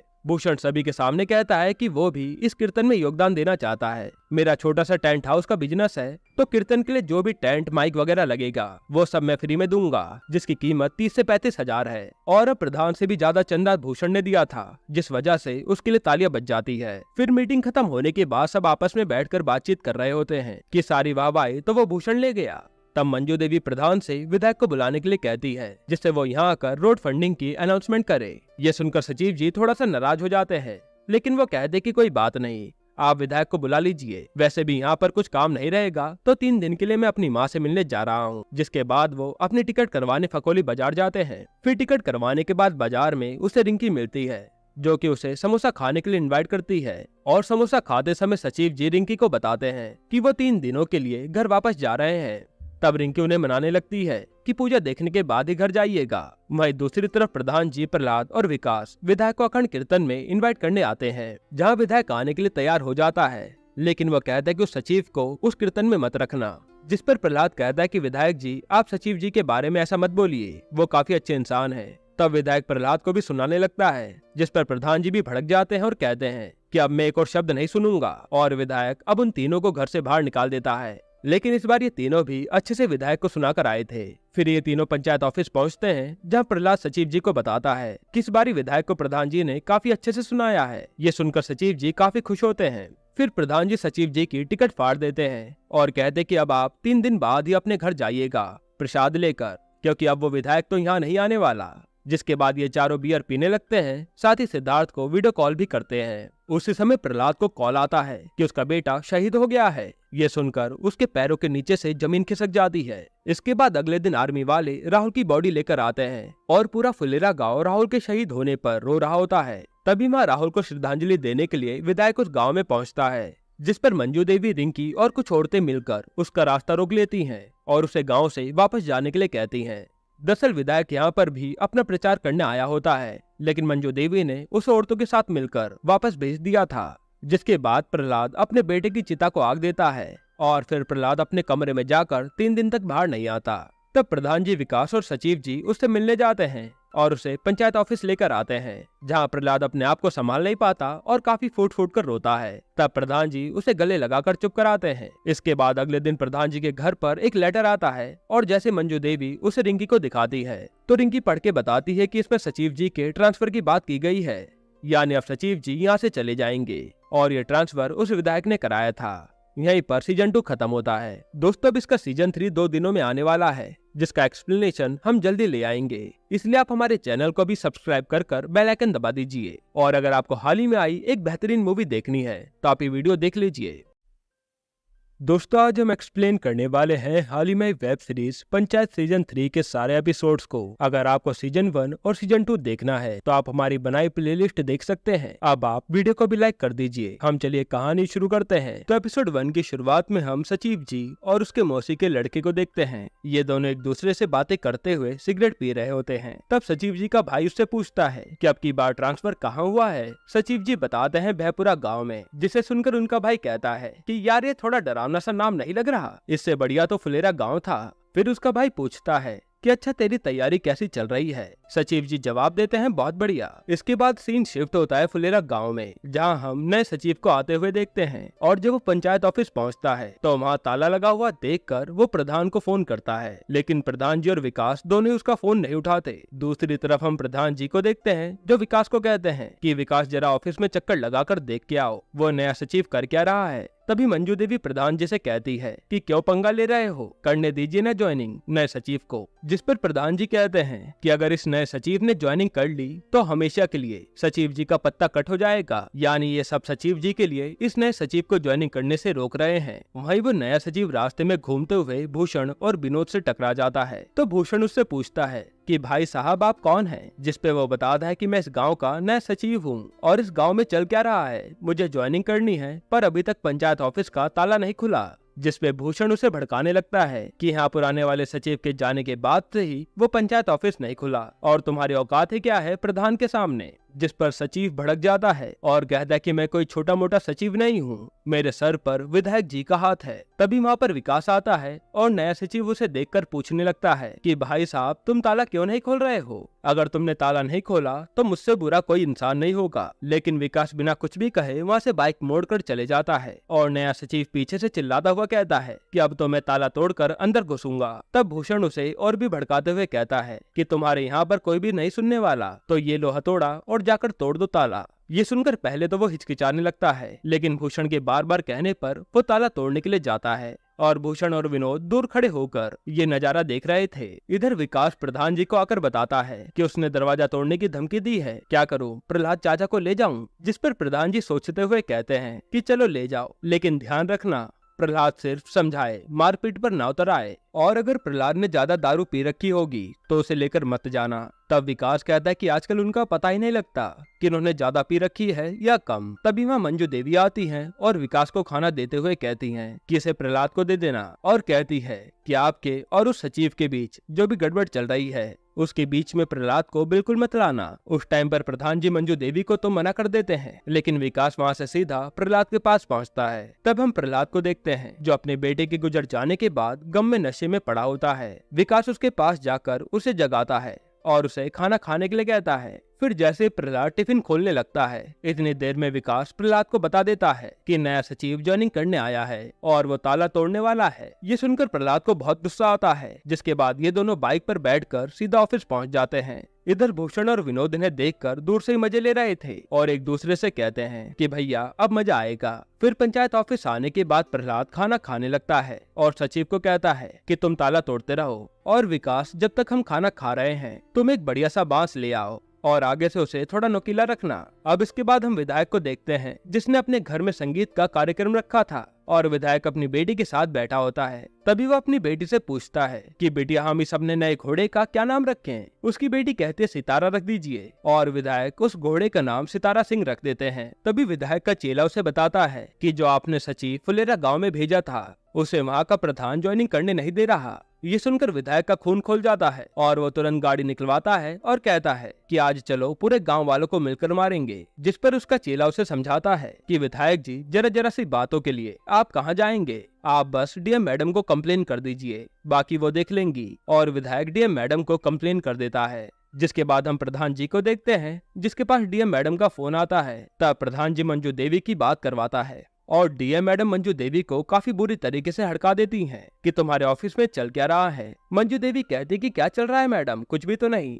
डीएम मैडम कहती हैं कि अगर तुम ऑफिस जाओगी तभी तो पता लगेगा ना, जल्द से तुम और उप प्रधान मेरे ऑफिस पहुंचो। जिसके बाद मंजू देवी और प्रधान जी पहले पंचायत ऑफिस पहुंचते हैं, जहां मंजू देवी देखती है कि नया सचिव दरवाजे पे बैठा है और प्रहलाद खाट पर सोया होता है। तब मंजू देवी उसे उठाती और कहती है कि यहाँ चल क्या रहा है। प्रहलाद कहता है कि कुछ भी नहीं, मैं तो बस यहाँ पर सो रहा था। तब नया सचिव बोल पड़ता है कि ये सो नहीं बल्कि मेरे को धमकी दे रहे थे, लेकिन तब तक प्रधान जी सचिव जी को डांट के चुप करवा देते हैं। तभी विकास वहाँ पर बांस का डंडा लेकर आता है और सचिव कहता है कि ये देखिए मैडम, ये इस डंडे से क्या करने वाले थे, लेकिन मैं डरने वाला नहीं हूँ। आखिर मैंने विधायक को कॉल करके एक ही बार में सबको हिला दिया ना। तब मंजू देवी उसे सुनाकर चुप करा देती है। इसके बाद हम सचिव जी को देखते हैं जो अपनी प्रिपरेशन कर रहे होते हैं। तभी उसे व्हाट्सएप पर रिंकी का मैसेज आता है जिसमें रिंकी ने कहा था कि आपके ट्रांसफर रोकने के लिए यहाँ पर लड़ाई चल रही है, लेकिन सचिव जी उस पर कोई रिप्लाई नहीं देते। इधर मंजू देवी और प्रहलाद डीएम ऑफिस में बैठे होते हैं, जहां डीएम मैडम कह रही होती हैं कि आप क्यों विधायक से पंगा ले रही हैं, चुपचाप नए सचिव को ज्वाइनिंग करा दीजिए।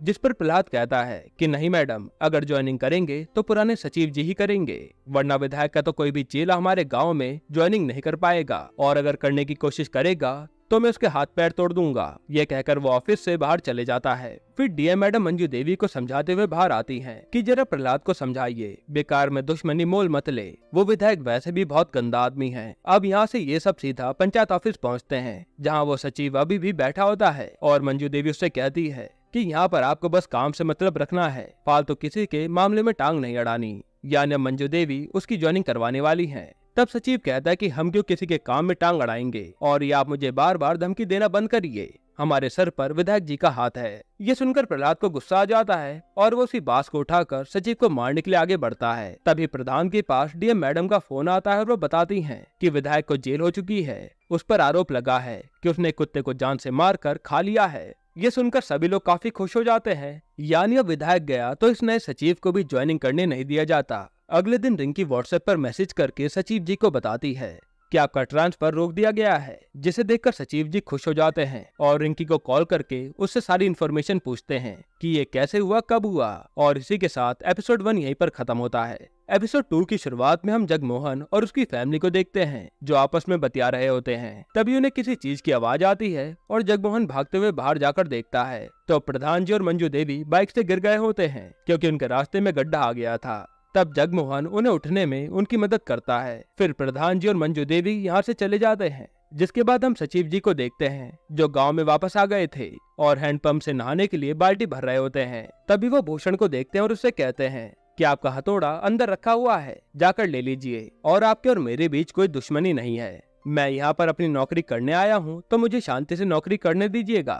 फिर नहाने के बाद तैयार होते समय सचिव जी अपनी मौसी के लड़के से बात कर रहे होते हैं और कहते हैं कि यहाँ पर सब ठीक है, बस मुझे होने वाली पॉलिटिक्स से दूर रहना है। जिस पर उनका भाई कहता है कि मुझे सब पता है, तुम वहाँ पर रिंकी के लिए गया है ना। और रिंकी का नाम सुनते सचिव जी के मुंह पर स्माइल आ जाती है। तभी थोड़ी देर बाद वहाँ रिंकी आती है जिसे देखकर सचिव जी कहते हैं क्या हुआ, सब ठीक तो है ना। तब रिंकी कहती है कि कुछ नहीं, हम तो टंकी पर बस चाय पीने जा रहे थे तो सोचा आपको हाय हेलो कर दें। जिसके बाद रिंकी सचिव जी को चाय पीने के लिए ऑफर करती है, लेकिन सचिव जी कहते हैं कि इस समय टंकी पर जाएंगे तो गांव वाले पता नहीं कैसी कैसी बातें बनाएंगे। एक काम करते हैं, रात को चलेंगे, मैं फ्री भी हो जाऊंगा और अंधेरे में किसी को कुछ दिखेगा भी नहीं। तब रिंकी कहती कि अंधेरे में क्या करेंगे, मतलब अंधेरे में तो गांव भी नहीं दिखता। यह कहकर रिंकी वहां से चली जाती है। अब सचिव जी ऑफिस में काम कर रहे होते हैं। तभी वहां पर जगमोहन की दादी रोते हुए आती हैं, जिसे सचिव जी जानते नहीं थे तो वो उससे पूछते हैं कि आप कौन हो और रो क्यों रही हो। फिर सचिव जी उनके लिए पानी लेने जाते हैं और हम देखते हैं कि वो बूढ़ी औरत तो ड्रामे कर रही थी। फिर पानी पिलाने के बाद सचिव जी पूछते हैं कि आप अपनी परेशानी बताइए। तो वो दादी बताती है कि मेरे पोते ने मुझे घर से बाहर निकाल दिया है, ये कहकर कि ये बुढ़िया खाना बहुत खाती है। अब आप ही बताइए मैं इस उम्र में कितना खाना खाती होंगी। सचिव जी पूछते हैं कि आप कहाँ रह रही हैं। तो वो दादी बताते हैं कि बगल में ही मेरी पुरानी झोपड़ी थी तो मैं अब वहीं पर रह रही हूँ। फिर सचिव जी कहते हैं मैं आपकी क्या मदद कर सकता हूँ। दादी बताती है कि ज्यादा कुछ नहीं बेटा, बस प्रधानमंत्री गरीब आवास योजना में हमें भी एक घर मिल जाता तो काफी अच्छा होता। तब सचिव जी दादी से कहते हैं चलिए मैं कोशिश करूंगा और जाते समय वो उसे एक लौकी भी दे देते हैं। अब यहाँ से सचिव जी प्रधान जी के पास जाते हैं क्योंकि प्रधान जी का फोन आया था और वो उसे बताते हैं कि मंजू देवी के पैर में चोट लग गई है। सचिव जी पूछते हैं कि आप गिरे कहाँ थे। प्रधान जी बताते हैं वहीं जगमोहन के घर के सामने। तो सचिव जी कहते हैं ये वही जगमोहन है क्या जिसकी एक बूढ़ी दादी है। प्रधान जी कहते हैं हाँ, लेकिन आप उन्हें कैसे जानते हैं।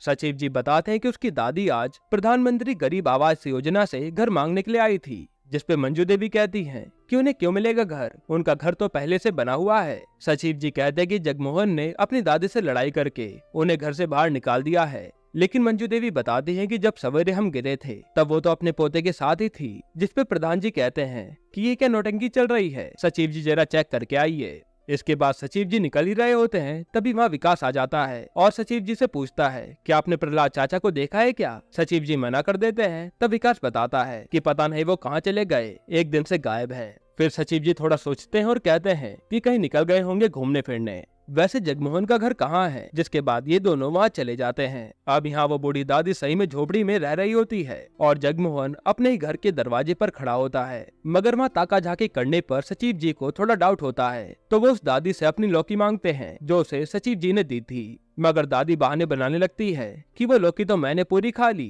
तब सचिव जी जगमोहन के घर में जाकर चेकिंग करते हैं तो वो लौकी वहीं पर रखी होती है। जिसे देखकर सचिव जी उन सब लोगों पर भड़क जाते हैं और कहते हैं कि मजाक समझ रखा है आपने, अगर मैंने पुलिस कंप्लेन कर दी तो आप सबको जुर्माने के साथ साथ जेल भी जाना पड़ेगा, आइंदा से ये गलती मत करना। यह कहकर सचिव जी और विकास वहाँ से जाने लगते हैं। लेकिन तभी जगमोहन सचिव जी को धमकी देता है कि ठीक है सचिव जी, मत बनवाइए हमारा घर, लेकिन हम भी पूरे गांव में फैला देंगे कि प्रधान जी और उनकी बीवी मंजू देवी अपने खोदे गड्ढे में गिर गई, जिसके बाद पूरे गांव में उनकी बदनामी होना तय है। इस पर विकास भड़कते हुए कहता है कि ये प्रधान जी ने गड्ढा कहाँ खोदा है। जगमोहन कहता है कि क्यों नहीं खोदा, वो चाहते तो यहाँ पर रोड बनवा सकते थे, लेकिन उन्होंने अभी तक रोड नहीं बनवाई। तब सचिव जी कहते हैं कि तुझे जो करना है वो कर ले। जिसके बाद वो पंचायत ऑफिस आते हैं और प्रधान जी को सारी बात बताते हैं। तब प्रधान जी कहते हैं कि सचिव जी जगमोहन का चुप रहना बेहद जरूरी है तो उसे पक्का घर दे दीजिए। लेकिन सचिव जी उसे देने से मना करते हैं और कहते हैं कि अगर मैं पकड़ा गया तो मेरे ऊपर कार्रवाई हो सकती है, और वैसे भी अगर किसी को पता लग भी गया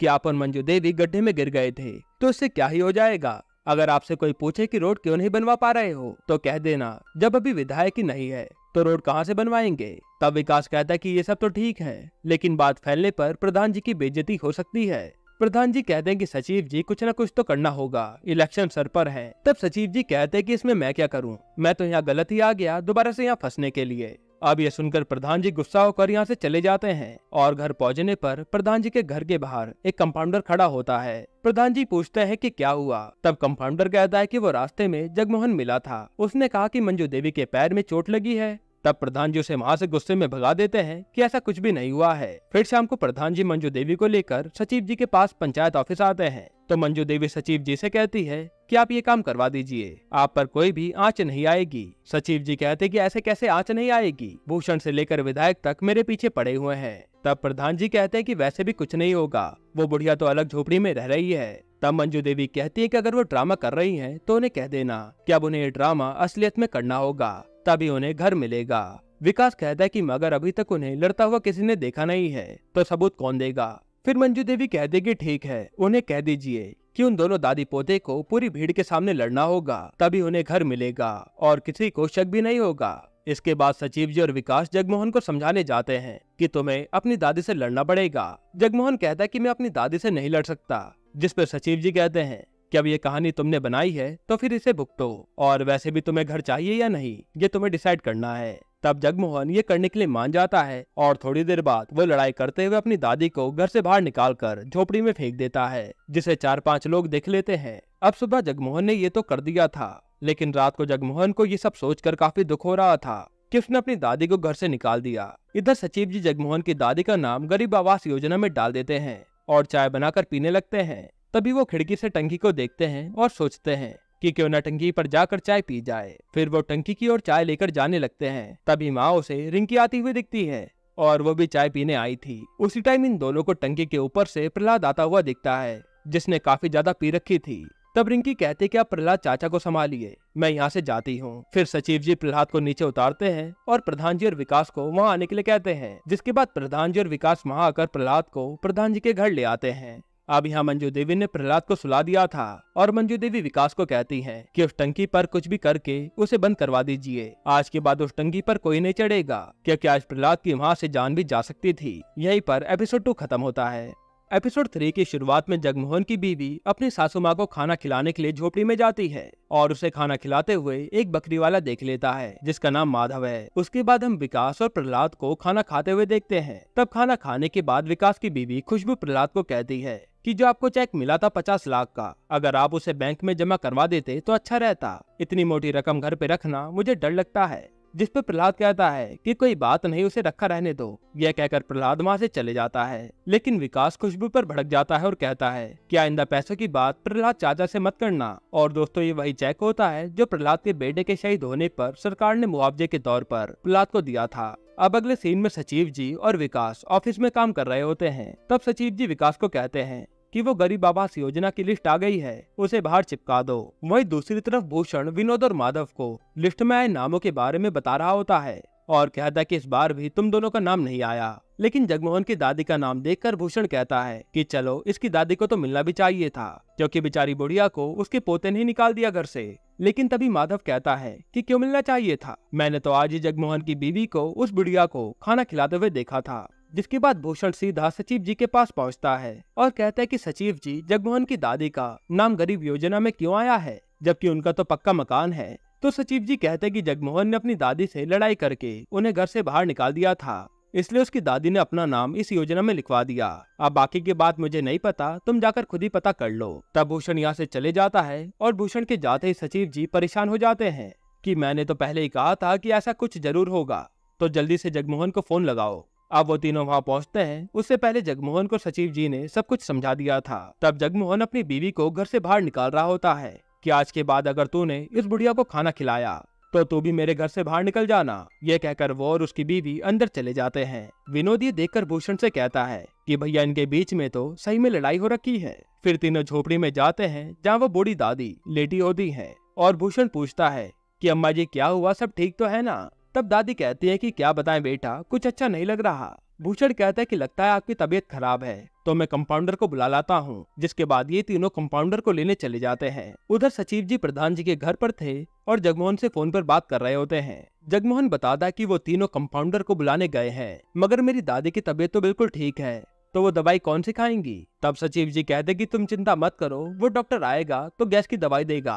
और उससे कुछ भी नहीं होता। ये कहकर सचिव जी फोन काट देते हैं। तब प्रहलाद यहाँ सबको कहने लगता है कि पहले एक झूठ बोला, अब उसे छुपाने के लिए दूसरे झूठ बोले जा रहे हैं। प्रधान जी आपने सचिव जी को फालतू में इन सब में फंसा दिया। उधर भूषण कंपाउंडर को ले आता है और कंपाउंडर उस दादी से पूछता है कि क्या दिक्कत है दादी, तो वो कहते कि बस अच्छा नहीं लग रहा। तब कंपाउंडर उन्हें गैस की गोली खिला देता है। अब आधी रात में जब सचिव जी सो रहे होते हैं तब उसे जगमोहन का फोन आता है। जगमोहन रोते हुए बताता है कि सचिव जी अम्मा की तबीयत सच में खराब हो गई है, पता नहीं उस कंपाउंडर ने कौन सी दवाई खिला दी थी, इसलिए गाड़ी का इंतजाम करवा दीजिए, हॉस्पिटल जाना पड़ेगा। जिसके बाद सचिव जी सीधा प्रहलाद के पास जाते हैं और उन्हें सारी बात बताकर पूछते हैं कि कहीं गाड़ी मिलेगी क्या। फिर प्रहलाद सचिव जी को एक जगह पर लेकर आता है जहाँ से उन्हें एक टेम्पो मिलता है, लेकिन टेम्पो चलाने वाले ने काफी ज्यादा पी रखी होती है और प्रहलाद ने भी थोड़ी सी पी रखी थी। जिसके बाद अब टेम्पो सचिव जी चलाकर लाते हैं और जगमोहन के घर से उसकी अम्मा को लेकर सीधा हॉस्पिटल ले जाते हैं। तब जाकर उन्हें आराम मिलता है।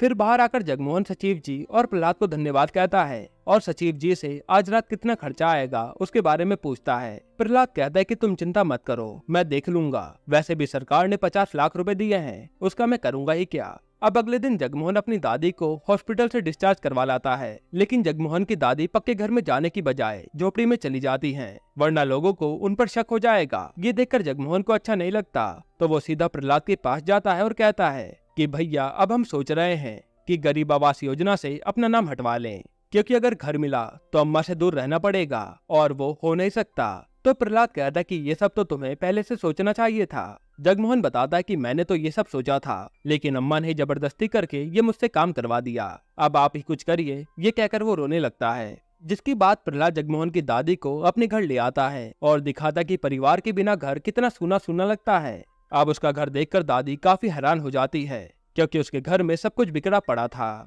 तब प्रहलाद कहता है कि मेरी तो मजबूरी है, लेकिन आपके सामने तो आपका पूरा परिवार पड़ा है, तो क्यों गलती कर रही हो। अब ये बात दादी को समझ आ जाती है और वो गरीब आवास योजना से अपना नाम हटवा लेती हैं, ताकि वो अपने बच्चों के साथ रहे। और इस बार भूषण, विनोद और माधव सचिव जी की तारीफ करते हुए कहते हैं कि चलो इस बार तुमने एक अच्छा काम तो किया, एक दादी को उसके पोते से मिलवा दिया। तभी विनोद और माधव पूछते हैं कि सचिव जी अब ये जो घर था वो किसे मिलेगा, जिस पर सचिव जी कहते हैं कि वो तो प्रधान जी डिसाइड करेंगे। यहीं पर एपिसोड 3 खत्म होता है। एपिसोड 4 की शुरुआत में हम देखते हैं कि पंचायत ऑफिस में आज एक मीटिंग बिठाई जाती है और मीटिंग शुरू होने से पहले सचिव जी मंजू देवी को समझा रहे होते हैं कि सभी लोगों को बता दीजिए कि अभी विधायक की पोस्ट खाली है, तो जब तक विधायक ही नहीं रहेगा तो रोड का काम चालू नहीं हो पाएगा। प्रहलाद भी प्रधान जी को कहता है कि सचिव जी एकदम सही कह रहे हैं, जिस पर प्रधान जी थोड़ा गुस्से में होकर प्रहलाद को बोलते हैं कि तुम ही सबको बता देना, वैसे भी आजकल हम लोगों से ज्यादा लोग तुम्हारी सुन रहे हैं। तभी विकास आता है और कहता है कि चलिए मीटिंग शुरू हो गई है। अब मीटिंग के बीच में वहाँ भूषण आ जाता है और चिल्लाते हुए बोलता है कि प्रधान जी आपने ये अच्छा नहीं करा, जगमोहन की अम्मा वाला घर भी आपने फुलेरा पश्चिम में दे दिया है। तब पंचायत वार्ड के मेंबर पूछने लगते हैं कि भूषण भाई आखिर हुआ क्या, और भूषण बताता है कि गरीब आवास योजना में टोटल 12 घर सरकार ने बनाने के लिए कहा था, जिसमें से 7 घर इन्होंने फुलेरा पश्चिम में दिए थे और 4 घर फुलेरा पूर्व में और 1 घर जगमोहन की अम्मा को दिया था। लेकिन जगमोहन की अम्मा वाला घर अब रद्द हो चुका है, तो उन्होंने वो घर भी फुलेरा पश्चिम में दे दिया। कायदे से तो वो घर फुलेरा पूर्व वालों को मिलना चाहिए था। तभी विनोद कहता है कि प्रधान जी खुद पश्चिम साइड के हैं ना, इसलिए पश्चिम फुलेरा वालों की मदद करते रहते हैं। फिर भूषण रोड की बात खोल देता है, तब प्रधान जी गुस्से में कहते हैं कि अभी विधायक नहीं है तो रोड के लिए फंड कौन देगा। भूषण कहता है यानी विधायक नहीं होगा तो रोड कभी नहीं बनेगा, जिस पर सभी वार्ड मेंबर्स बातें बनाने लगते हैं और इस बात का प्रधान जी और मंजू देवी पर कोई जवाब नहीं था। तब भूषण सभी वार्ड मेंबर्स को और भी भड़काने लगता है कि इस प्रधान ने हमारे गाँव के लिए करा कुछ भी नहीं है और ऊपर से विधायक से हमारी दुश्मनी करवा दी, वो भी सचिव के लिए। फिर वो सबको बताता है कि विधायक को बेल मिल चुकी है और इस इलेक्शन में उसकी बीवी विधायक की जगह पर खड़ी होगी और उनका जीतना तय है। फिर वो कहता है कि मैं गांव वालों से विनती करता हूं कि इस बार इलेक्शन में हमें प्रधान को बदलना ही होगा। यह कहकर भूषण वहां से चले जाता है और भूषण की इन्हीं बातों को सुनकर सबका मुंह उतर जाता है। वहीं अगले सीन में हम विकास को देखते हैं, जिस पर किसी का फोन आ रहा होता है। तब उसकी बीवी पूछती है कि क्या हुआ। वो बताता है कि आज वीडियो के बाहर तनख्वाह बढ़ाने के लिए धरना है, लेकिन मेरा जाने का मन नहीं कर रहा। तब खुशबू कहते कि हाँ आप प्रधान जी की चिंता में लगे रहो, लेकिन वो तो पैसे वाले लोग हैं, बाद में उन्हें कोई दिक्कत नहीं होगी। तभी विकास भड़क जाता है कि तुम बार बार पैसे पर क्यों आ जाती हो। तब उसकी बीवी उसे प्यार से समझाती है कि अभी हमें भले कोई दिक्कत ना हो, लेकिन आगे जब हमारा बच्चा होगा तब तो हमें पैसों की जरूरत पड़ेगी। जिसके बाद विकास धरने पर चले जाता है। अब इधर सचिव जी जब खाली होते हैं तो वो रिंकी को फोन करके पूछते हैं कि प्रधान जी क्या कर रहे हैं। रिंकी बताते हैं कि पापा और मम्मी का आपस में झगड़ा हो रहा है और मैं थोड़ी देर में बाजार जाने वाली हूँ ताकि थोड़ा घूम फिर सकूं और इस झगड़े से दूर रहूं। सचिव जी पूछते हैं कि किसके साथ जा रही हो। रिंकी कहती कि शायद पैदल जाऊंगी। तो सचिव जी कहते कि चलो मैं तुम्हें ले चलता हूँ और रिंकी उनके साथ जाने के लिए मान जाती है। फिर दोनों बाजार घूमने निकल जाते हैं। दूसरी तरफ प्रहलाद पेड़ के नीचे बैठकर दारू पी रहा होता है। वहीं विकास धरने पर बैठा होता है और इधर प्रधान जी और मंजू देवी का झगड़ा चल रहा होता है। जिसके बाद हम रिंकी और सचिव जी को मंदिर से बाहर निकलते हुए देखते हैं, जहां सचिव जी रिंकी को एमबीए करने की सलाह देते हैं क्योंकि रिंकी को अब अपने करियर पर ध्यान देना था। तब सचिव जी पूछते हैं कि पहले तो तुम्हारे घर वाले शादी करवा रहे थे, अभी अचानक से पढ़ाई कैसे। रिंकी बताती कि वो शादी के लिए मेरे पीछे पड़े थे, लेकिन मैंने अब मना कर दिया है और मुझे अपने करियर पर ध्यान देना है। तभी सचिव जी को रिंकी से पता चलता है कि उसके तो केवल मैथ में 42 नंबर ही आए थे। फिर भी वो रिंकी को मोटिवेट करते हैं कि तुम एमबीए कर लोगी। इसके बाद हम भूषण, उसकी बीवी, विनोद और माधव को तैयार देखते हैं जो कि विधायक से मिलने जा रहे थे। फिर विधायक के घर पहुंचने पर पहले तो विधायक का चेला उन्हें अंदर जाने नहीं देता। तब भूषण कहता है कि हम फुलेरा गांव के प्रधान से बदला लेना चाहते हैं, जिसके बाद छुट्टन उन्हें अंदर जाने देता है। अब विधायक भूषण और उसकी पत्नी से पूछता है कि क्या तो मंजू देवी को इस बार हरा दोगी। क्रांति देवी कहती है कि अगर आपका सहयोग रहा तो पक्का उसे हरा देंगे और विधायक उनकी प्लानिंग पूछता है। भूषण बताता है कि पहले तो हम आपके और फुलेरा गांव के बीच समझौता करवाएंगे और उसके बाद आपको इलेक्शन जीतकर विधायक बनने के बाद फुलेरा गांव की रोड बनवानी होगी और इसका आश्वासन गाँव वालों को अभी देना होगा। तब विधायक कहता है कि अच्छा, तो ये सब करके तुम बड़े नेता बन जाओगे, लेकिन बदले में मुझे क्या मिलेगा। भूषण कहता है कि बदला, वो भी उस प्रधान से जिसने आपकी बेइज्जती की थी। ये सुनकर विधायक भूषण और उसकी पत्नी का साथ देने के लिए तैयार हो जाता है। फिर शाम को ऑफिस में विकास सचिव जी को बता रहा होता है कि आज मैं धरने पर गया था, लेकिन वहाँ जाने का कोई फायदा नहीं है। सरकार का जब मन करेगा वो सैलरी तभी बढ़ाएगी। जिस पर सचिव जी कहते हैं कि हाँ भाई, ऐसा ही होता है। मैं तो कह रहा हूँ तो अपना एक अलग बिजनेस खोल ले।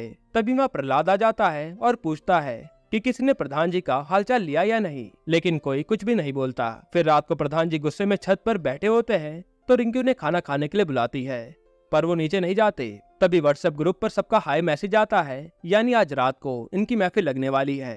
फिर चारों जने बियर पीने बैठे होते हैं, लेकिन आज किसी का भी मूड अच्छा नहीं होता और सबके मुंह लटके हुए थे। तब प्रधान जी कहते हैं कि यहाँ पर भी अगर मुझे गाली देनी है तो दे दो, वैसे भी सब लोग मुझे गाली दे ही रहे हैं। तब प्रहलाद कहता है कि मुझे आपसे बात करनी है। वैसे भी हम सबसे उस आवास योजना में गलती तो हुई है और मैं सोच रहा हूँ मुझे सरकारी मुआवजा जो मिला है 50 लाख रुपए, उसे देकर हम गांव की रोड बनवा लेते हैं, जिसके बाद आप इलेक्शन जीत जाएंगे। इस पर सचिव जी कहते हैं कि सरकारी काम के लिए आप अपना पैसा क्यों देंगे, और विकास भी यही कहता है। तभी प्रधान जी कहते हैं कि अब चाहे जो भी हो जाए, रोड तो सरकारी फंड से ही बनेगी, बाकी जो होगा देखा जाएगा। तब प्रहलाद कहता है कि रोड बनने दीजिए प्रधान जी, वरना आप इलेक्शन हार जाएंगे। प्रधान जी चौंक के कहते हैं कि कैसे हार जाएंगे इलेक्शन, तुम तो हमारे साथ हो ना। जिस पर प्रहलाद कहता है कि नहीं, हम नहीं है, इस बारी हम इलेक्शन नहीं लड़ेंगे, क्योंकि गांव वालों को लगता है कि हम अपने शहीद बेटे के पीछे अपनी गलतियों को छुपा रहे हैं और इससे अच्छा तो हम इलेक्शन लड़े ही ना। तभी ये लोग भूषण और उसके साथियों को विधायक के पास से आता हुआ देखते हैं। यहीं पर एपिसोड 4 खत्म होता है। तो एपिसोड 5 की शुरुआत में हम विनोद और माधव को भूषण के घर जाते हुए देखते हैं, जहां जाकर वो भूषण को बताते हैं कि इस बारी प्रहलाद इलेक्शन नहीं लड़ेगा, जिसे सुनकर भूषण खुश हो जाता है कि इस बारी तो मुझे प्रधान बनने से कोई नहीं रोक सकता। फिर हम सचिव जी को देखते हैं जो मंजू देवी और प्रधान जी को बता रहा होता है कि भूषण ने पंचायत ऑफिस में मीटिंग बिठाने के लिए कहा है, क्योंकि वो रोड बनवाने पर कुछ बताने वाला है। जिसे सुनकर प्रधान जी भड़कने लग जाते हैं कि वो है कौन जो मीटिंग रखने के लिए कह रहा है। तब मंजू देवी कहती है कि हमारे पास और कोई विकल्प नहीं बचा है, हमें उसकी बात सुननी ही पड़ेगी अगर वो रोड बनवाने का कोई हल ढूंढ लाया है तो। और वैसे भी इस बारी प्रहलाद भी हमारे साथ इलेक्शन में नहीं लड़ रहा, तो हमें थोड़ी सावधानी बरतनी पड़ेगी। फिर हम पंचायत ऑफिस में मीटिंग का सीन देखते हैं, जहां सभी लोग आए होते हैं और मंजू देवी भूषण से पूछती है कि बताओ क्या बात करनी है रोड के ऊपर। जिसपे भूषण कहता है कि विधायक जी के साथ शांति समझौता करके रोड बन जाएगा। ये सुनकर प्रधान जी काफी तेज तेज हंसने लगते हैं और कहते हैं कि हम लाख बार उसके सामने हाथ क्यों न जोड़ लें, लेकिन तब भी वो यहाँ की रोड नहीं बनवाएगा। अब इस चीज का जवाब देते हुए भूषण कहता है कि आपसे तो कुछ भी होगा नहीं, तो हमने ही विधायक जी से बात कर ली है और वो सब कुछ भूलकर शांति समझौता करने के लिए मान गए हैं। साथ ही वो इलेक्शन जीतने के बाद रोड जरूर बनवाएंगे। अब विधायक सब चीजें भूलने के लिए तैयार है, तो हम क्यों नहीं। ये सुनकर सभी वार्ड मेंबर्स राजी हो जाते हैं और मंजू देवी विधायक से शांति समझौता करने के लिए तैयार हो जाती है। वो सचिव जी को कहती है कि इस बारी विधायक के स्वागत में कोई कमी नहीं होनी चाहिए। तभी विनोद कहता है कि विधायक जी शांति समझौता करने के बाद सफेद कबूतर उड़ाना चाहते हैं, इसलिए आप सफेद कबूतर ले आना। अब मीटिंग खत्म होने के बाद सचिव जी, प्रधान जी, प्रहलाद और विकास पेड़ के नीचे बैठकर शांति समझौते में क्या क्या होगा इसी बारे में बात कर रहे थे। तभी प्रहलाद विधायक कबूतर उड़ाएगा इस बात को सोचकर हंसने लगता है और काफी दिनों बाद प्रहलाद को हंसता हुआ देखकर सभी के चेहरे पर मुस्कान आ जाती है। फिर हम देखते हैं कि मंजू देवी विधायक के लिए खाना बना रही होती है और वहीं विकास और सचिव जी एक कबूतर वाले से, जिसका नाम बम बहादुर होता है, उससे एक नॉर्मल कबूतर खरीद लेते हैं क्योंकि उसके पास कोई भी सफेद रंग का कबूतर नहीं था। अब सभी लोग पंचायत ऑफिस के बाहर खड़े होकर विधायक के आने का इंतजार कर रहे थे, जहां भूषण और उसकी पत्नी अलग ही अंदाज में खड़े थे जैसे वो विधायक के कोई रिलेटिव हो। तभी थोड़ी देर बाद विधायक वहां आ जाता है जहां वो अपनी बेटी को भी लेकर आया था और सबको कहता है कि मेरी बेटी चित्रा आप सबसे मिलना चाह रही थी। फिर प्रधान जी विधायक को माला पहनाने के लिए आगे बढ़ते हैं, लेकिन विधायक सीधा भूषण के पास चला जाता है और भूषण उसको माला पहनाकर उसका स्वागत करता है। इसके बाद विधायक प्रहलाद के पास जाकर उसके बेटे के शहीद होने पर झूठे आंसू बहाता है क्योंकि वहाँ पर रिपोर्टर भी आए हुए थे। अब ये सब होने के बाद मंजू देवी विधायक को कहती है कि चलिए विधायक जी, आपके लिए भोजन तैयार है। जिस पे विधायक कहता है कि हम खाना तो खाएंगे लेकिन आपके यहाँ पर नहीं, दरअसल भूषण ने पहले ही हमारे खाने का इंतजाम कर रखा है। तब भूषण कहता है कि विधायक जी विनोद क्या खाना खाएंगे, जिसके बाद विधायक विनोद क्या खाना खाने बैठता है और विनोद से कहता है कि खाने में क्या बनाया है। विनोद बताता है कि आपके लिए हमने स्पेशल बकरा बनाया है। ये सुनते विधायक तुरंत जितने भी लोग वहाँ थे उन सबसे वीडियो बनाने के लिए मना करता है। तब भूषण विधायक के चेले छुट्टन से पूछता है कि विधायक जी ऐसा क्यों कर रहे हैं। छुट्टन बोलता है कि कुत्ते को मारने वाले केस के बाद से सरकार ने उन्हें किसी भी तरीके के जानवर को खाने से मना किया है। तब भूषण कहता है कि तो रहने दीजिए विधायक जी, हम आपके लिए कुछ और बना लाते हैं। लेकिन विधायक कहता है अब इतना सारा खाना फेंका क्यों जाएगा। दरअसल विधायक के मुंह में भी पानी आ रहा था बकरे को देखकर और विधायक बकरा खाने लगता है। अब खाना खाने के बाद पंचायत ऑफिस में मीटिंग बिठाई जाती है जिसमें सचिव जी विधायक जी को सबसे पहले वहां आने के लिए धन्यवाद करते हैं। तब विधायक कहता है कि सबसे बड़ा धन्यवाद तो भूषण और उसकी पत्नी का बनता है क्योंकि हमारे और गांव के बीच शांति समझौता कराने में उनका सबसे बड़ा हाथ है। अभी सुनकर प्रधान जी का मुंह तो लटक जाता है, लेकिन सभी वार्ड मेंबर भूषण और उसकी पत्नी के लिए काफी जोर जोर से ताली बजाने लगते हैं। जिसके बाद सभी लोग पंचायत ऑफिस के बाहर आते हैं जहां विधायक सभी को कहता है कि अगले इलेक्शन में या मैं विधायक बनूंगा या मेरी बीबी, लेकिन अब इस गांव में पक्की सड़क जरूर बनेगी। साथ ही वो भूषण की तारीफ करता है और उड़ाने के लिए कबूतर मांगता है। तब बम बहादुर उसे कबूतर देता है जिसे देखकर विधायक कहता है कि हमने तो सफेद कबूतर लाने के लिए कहा था। प्रहलाद कहता है कि कबूतर तो कबूतर होता है, अब इसे उड़ाइए। तभी सचिव जी प्रधान जी को विधायक के साथ कबूतर उड़ाने के लिए आगे करते हैं, लेकिन विधायक प्रधान जी को रोककर भूषण को बुलाता है और ऐसे में सबके सामने प्रधान जी की बेइज्जती कर देता है। इसी बीच विधायक ने कबूतर को इतनी टाइट पकड़ा होता है कि जैसे विधायक कबूतर को उड़ाता है तो कबूतर उड़ने की बजाय सीधा जमीन पर नीचे गिर के मर जाता है। तब बम बहादुर अपने कबूतर को मरा हुआ देखकर विधायक को कहता है कि सही केस लगा है तुम पर, तुमने कुत्ता मारा भी होगा और उसे खाया भी होगा। ये सुनकर छुट्टन बम बहादुर का गला पकड़ लेता है। तब सचिव जी और प्रहलाद कहते हैं कि गला छोड़ दे वरना मारे बिना यहाँ से नहीं जाने देंगे। और तब विधायक और उसका चेला वहाँ से चले जाते हैं। फिर सभी गाँव वाले विधायक को गालियाँ सुनाने लगते हैं और भूषण जो गाँव वालों के सामने हीरो बनना चाहता था उसका प्लान फेल हो जाता है। इसी के साथ एपिसोड 5 यहाँ पर खत्म होता है। एपिसोड 6 की शुरुआत में हम देखते हैं कि सचिव जी अपनी पढ़ाई कर रहे होते हैं। तभी वहाँ रात में 2 रिपोर्टर आते हैं और सचिव जी से पूछते हैं कि विधायक के हाथों एक कबूतर मारा गया है ना। सचिव जी कहते हैं हाँ। जिसके बाद वो रिपोर्टर प्रधान जी से परमिशन लेते हैं बम बहादुर का इंटरव्यू लेने के लिए। साथ ही वो बताते हैं कि अगर आप बम बहादुर को सपोर्ट करेंगे तो विधायक बम बहादुर का इंटरव्यू देखने के बाद भी उसे कुछ करवाने के बारे में सोचेगा भी नहीं। तब प्रधान जी कहते हैं मैं अभी थोड़ी देर में सोच के बताता हूँ। जिसके बाद प्रधान जी सोच में पड़ जाते हैं कि उसे बम बहादुर का इंटरव्यू दिलवाना चाहिए या नहीं। तब मंजू देवी उन्हें कहती है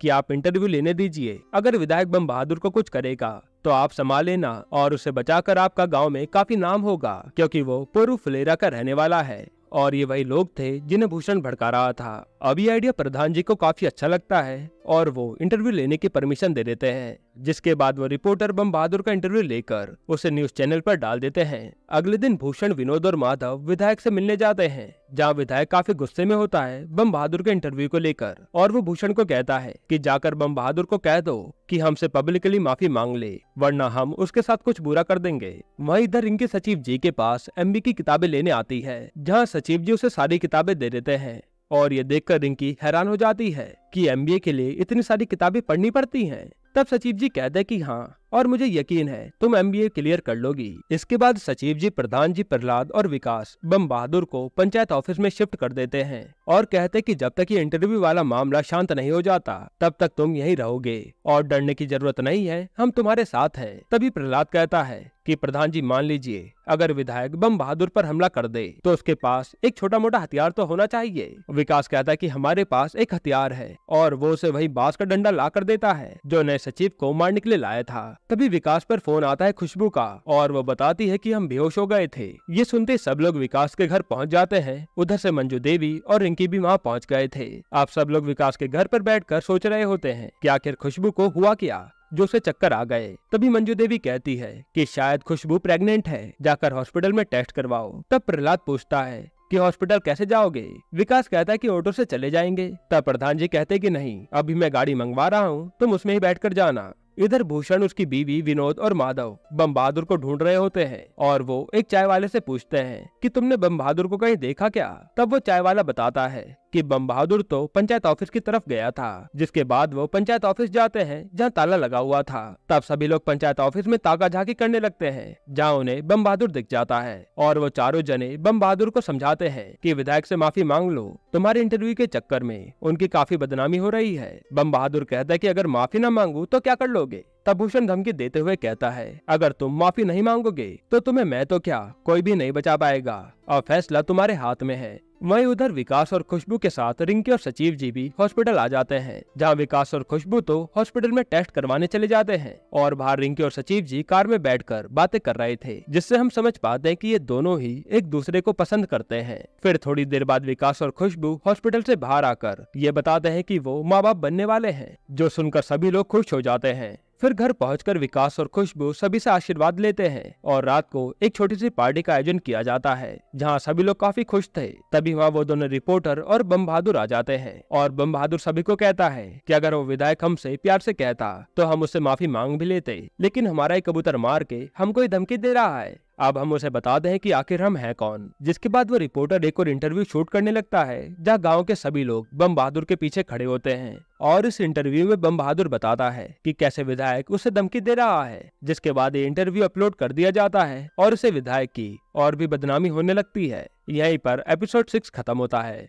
एपिसोड 7 की शुरुआत में हम 10 दिन बाद का सीन देखते हैं, जहां सचिव जी प्रधान जी के साथ रोड पर घूमते हुए कहता है कि 10 दिन हो चुके हैं, विधायक ने अभी तक कुछ भी करा नहीं, तो चलिए बम बहादुर से मिलाते हैं। जिसके बाद ये बम बहादुर के घर पहुंचते हैं, जहां बम बहादुर इन्हें इनका दिया हुआ बांस का डंडा दे देता है, और कहता है कि विधायक ने अभी तक कुछ भी करा नहीं, तो अब क्या करेगा? तब विकास कहता है कि लेकिन अगर कुछ भी हो तब तुम्हें लड़ना नहीं है, तुरंत वहाँ से भागकर हमारे पास आना है। फिर बम बहादुर के घर से वापस आते समय विकास कहता है कि बम बहादुर को विधायक से बचाने के चक्कर में आपकी काफी तारीफ हो रही है प्रधान जी। तब प्रधान जी कहते हैं वो तो होनी चाहिए थी। फिर प्रधान जी सचिव जी से पूछते हैं कि आपकी एग्जाम की डेट कब है? सचिव जी बताते हैं 20 दिन बाद, और प्रधान जी कहते हैं कि अब तो आप पर ज्यादा समय नहीं बचा, तो आप ऑफिस से छुट्टी ले लीजिए और एग्जाम की तैयारी में लग जाइए। तभी वो सब देखते हैं कि वहाँ पर एक लाल गाड़ी आती है, जिसमें रिंकी की दोस्त रवीना और उसका पति गणेश होता है। यह वही गणेश था जिसके सीजन 1 में सचिव जी से बहस हो गई थी। खैर, अब जैसे ये बात रिंकी को पता चलती है कि रवीना गाँव आई है, तो वो तुरंत रवीना से मिलने चली जाती है। वहीं दूसरी तरफ विधायक किसी 2 लड़कों को बुलाता है और उन्हें बम बहादुर का इंटरव्यू दिखाते हुए कहता है कि इसी को निपटाना है। सुनकर वो लड़के सोचते हैं कि इस आदमी को खत्म करना है, और ये सुनकर वो डर जाते हैं। तब विधायक कहता है बस टांग तोड़नी है, और ये दोनों लड़के उसके लिए मान जाते हैं। इधर रिंकी रवीना और गणेश से मिलती है, और थोड़ी बातचीत करने के बाद रवीना कहते कि चलो अब गाँव घूम लेते हैं, और तू सचिव जी को भी बुला ले। पहले तो रिंकी सचिव जी को बुलाने से मना करती है, लेकिन रवीना के कहने पर रिंकी सचिव जी को बुला लेती है। फिर चारों जने पहले एक बगीचे में घूमते हैं, जहाँ गणेश कहता है कि अब मुझे पंचायत ऑफिस देखना है, जहाँ मेरी बारात रुकी थी। जिसके बाद सब पंचायत ऑफिस की तरफ जाने लगते हैं, और थोड़ी देर चलने के बाद गणेश दोबारा कहता है कि अब मेरा पंचायत ऑफिस जाने का मन नहीं है, अब मुझे इस टंकी पर चढ़ना है कि टंकी की सीढ़ियां तो बंद है क्योंकि बच्चे बार बार टंकी पर चढ़ जाते थे। तभी वहाँ से विकास और प्रहलाद जा रहे होते हैं। प्रहलाद पूछता है कि क्या हुआ, तब सचिव जी उसे सब बताते हैं। तब प्रहलाद टंकी का दरवाजा खोल देता है और कहता है कि मेहमान ने कहा है तो सब चीज हो जाएगी, मेहमान तुम ऊपर जाओ, आराम से चढ़ना।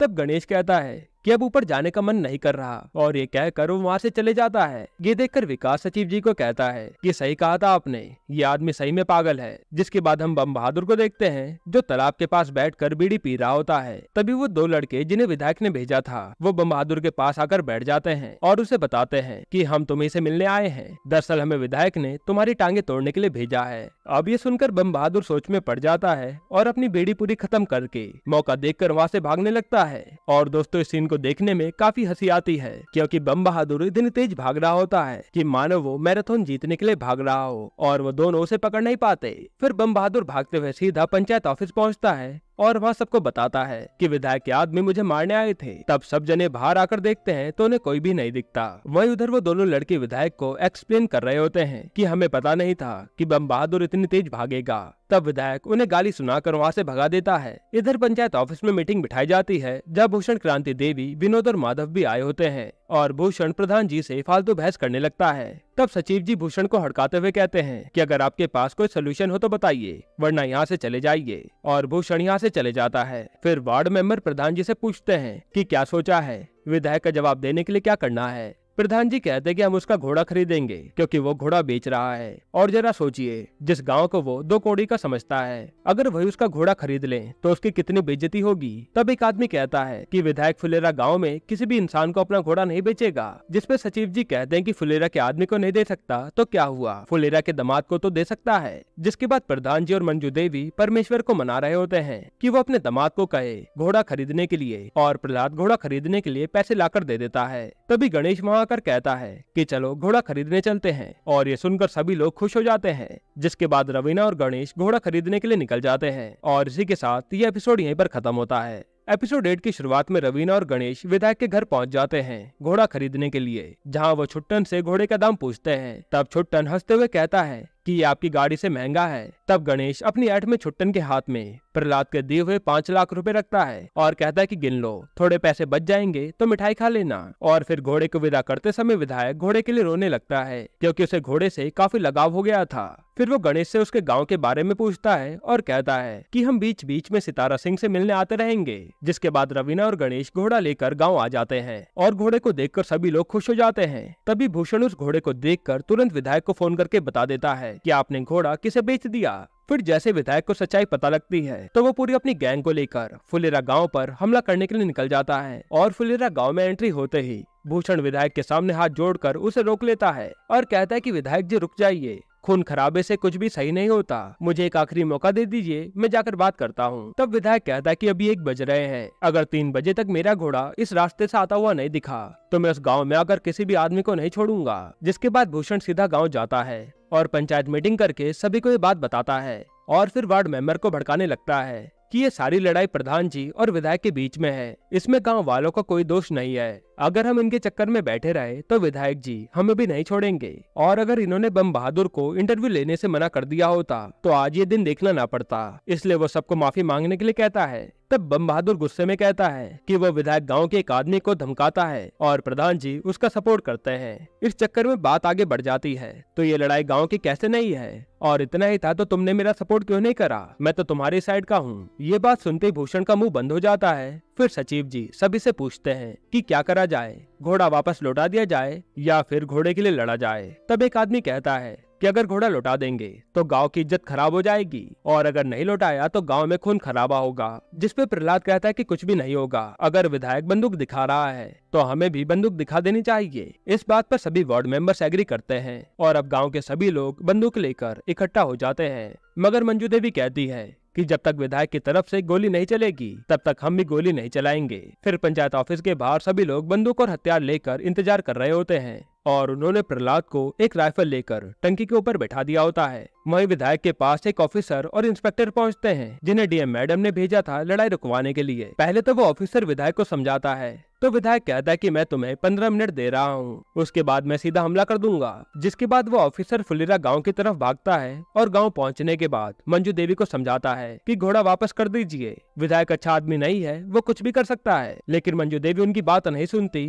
तभी 3 बज जाते हैं और विधायक गाँव में आ जाता है। जिसके बाद यहाँ विधायक के लोग और गांव के सभी लोग एक दूसरे पर बंदूक तान देते हैं और ऑफिसर और इंस्पेक्टर इन दोनों को शांत करने में लगे रहते हैं, लेकिन इनकी बात कोई भी नहीं सुनता और ऐसा लगता है कि यहाँ कभी भी फायरिंग शुरू हो जाएगी। तभी ऑफिसर के पास डीएम मैडम का फोन आता है और वो विधायक से बात करने के लिए कहती हैं। अब जब विधायक बात करता है तब डीएम मैडम कहती हैं कि आप होल्ड करिए, आपकी बात मैं सांसद से करवा रही हूँ। तब विधायक उनसे बात करता है और हम समझ पाते हैं कि विधायक इसी की पार्टी से जुड़ा हुआ है। इस साइड पर बात करने वाला व्यक्ति कहता है कि राजनीति को पहलवानी के साथ नहीं बल्कि शतरंज की तरह खेला जाता है, जो सुनकर विधायक वहाँ से चले जाता है क्योंकि अब चुनाव भी पास थे और विधायक को वहाँ से भगाकर गांव वाले काफी खुश होते हैं। इसके बाद हमें 24 दिन बाद का सीन दिखाया जाता है जहाँ सचिव जी का एग्जाम होता है जिसके लिए वो बनारस निकलने वाले थे। अब विकास, प्रहलाद और प्रधान जी उसे छोड़ने के लिए गांव के बाहर तक आए थे जहाँ से उसे बस मिलेगी। अब वो बस का इंतजार कर रहे होते हैं। इतने में सचिव जी को उसकी मौसी के लड़के का फोन आता है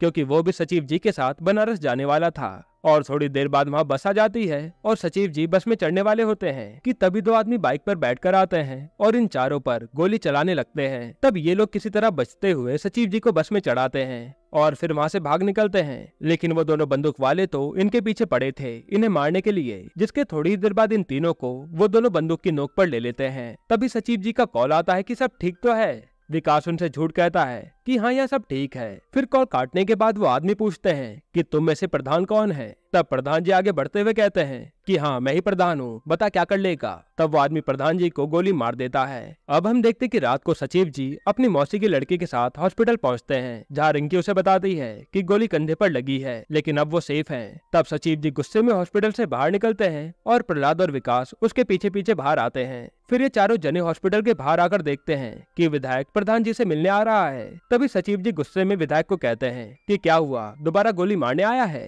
अंदर जाने की हिम्मत भी मत कर लेना। तब छुट्टन सचिव जी को शांत करने लगता है लेकिन सचिव जी गुस्से में बहस करनी शुरू कर देते हैं। यहाँ भूषण भी विधायक के साथ आया होता है और वो भी प्रधान के बारे में काफी भला बुरा कह रहा था। तब गुस्से में सचिव जी भूषण के चाटा मार देते हैं और तभी वहाँ इन सब की लड़ाई शुरू हो जाती है जहाँ एक तरफ विधायक, उसकी गैंग और भूषण थे और दूसरी तरफ सचिव जी, विकास, प्रहलाद और उनकी मौसी का लड़का था और ये काफी बुरी तरह से एक दूसरे को मार रहे थे। ये फाइटिंग सीन देखने में काफी मजेदार था। इसके बाद पुलिस इन सबको पकड़ के पुलिस स्टेशन ले जाती है जहां वो ऑफिसर और इंस्पेक्टर बैठकर बातें कर रहे होते हैं। कितना झगड़ा मारपीट वगैरह देखकर तो ऐसा लग रहा है कि सचमुच पंचायत इलेक्शन अब पास आ गए हैं। इसी के साथ ये वेब सीरीज यहीं पर खत्म होती है। दोस्तों इसके अगले सीजन में हम देखेंगे कि प्रधान जी पर असल में गोली किसने चलाई थी और प्रधान जी और भूषण में से इस बार चुनाव कौन जीतेगा, ये देखने लायक होगा। बाकी आपको ये वेब सीरीज कैसी लगी हमें कमेंट में जरूर बताइएगा और अगर आपको हाल ही में आई कमाल की मूवी देखनी है तो आप ये वीडियो देख लीजिए।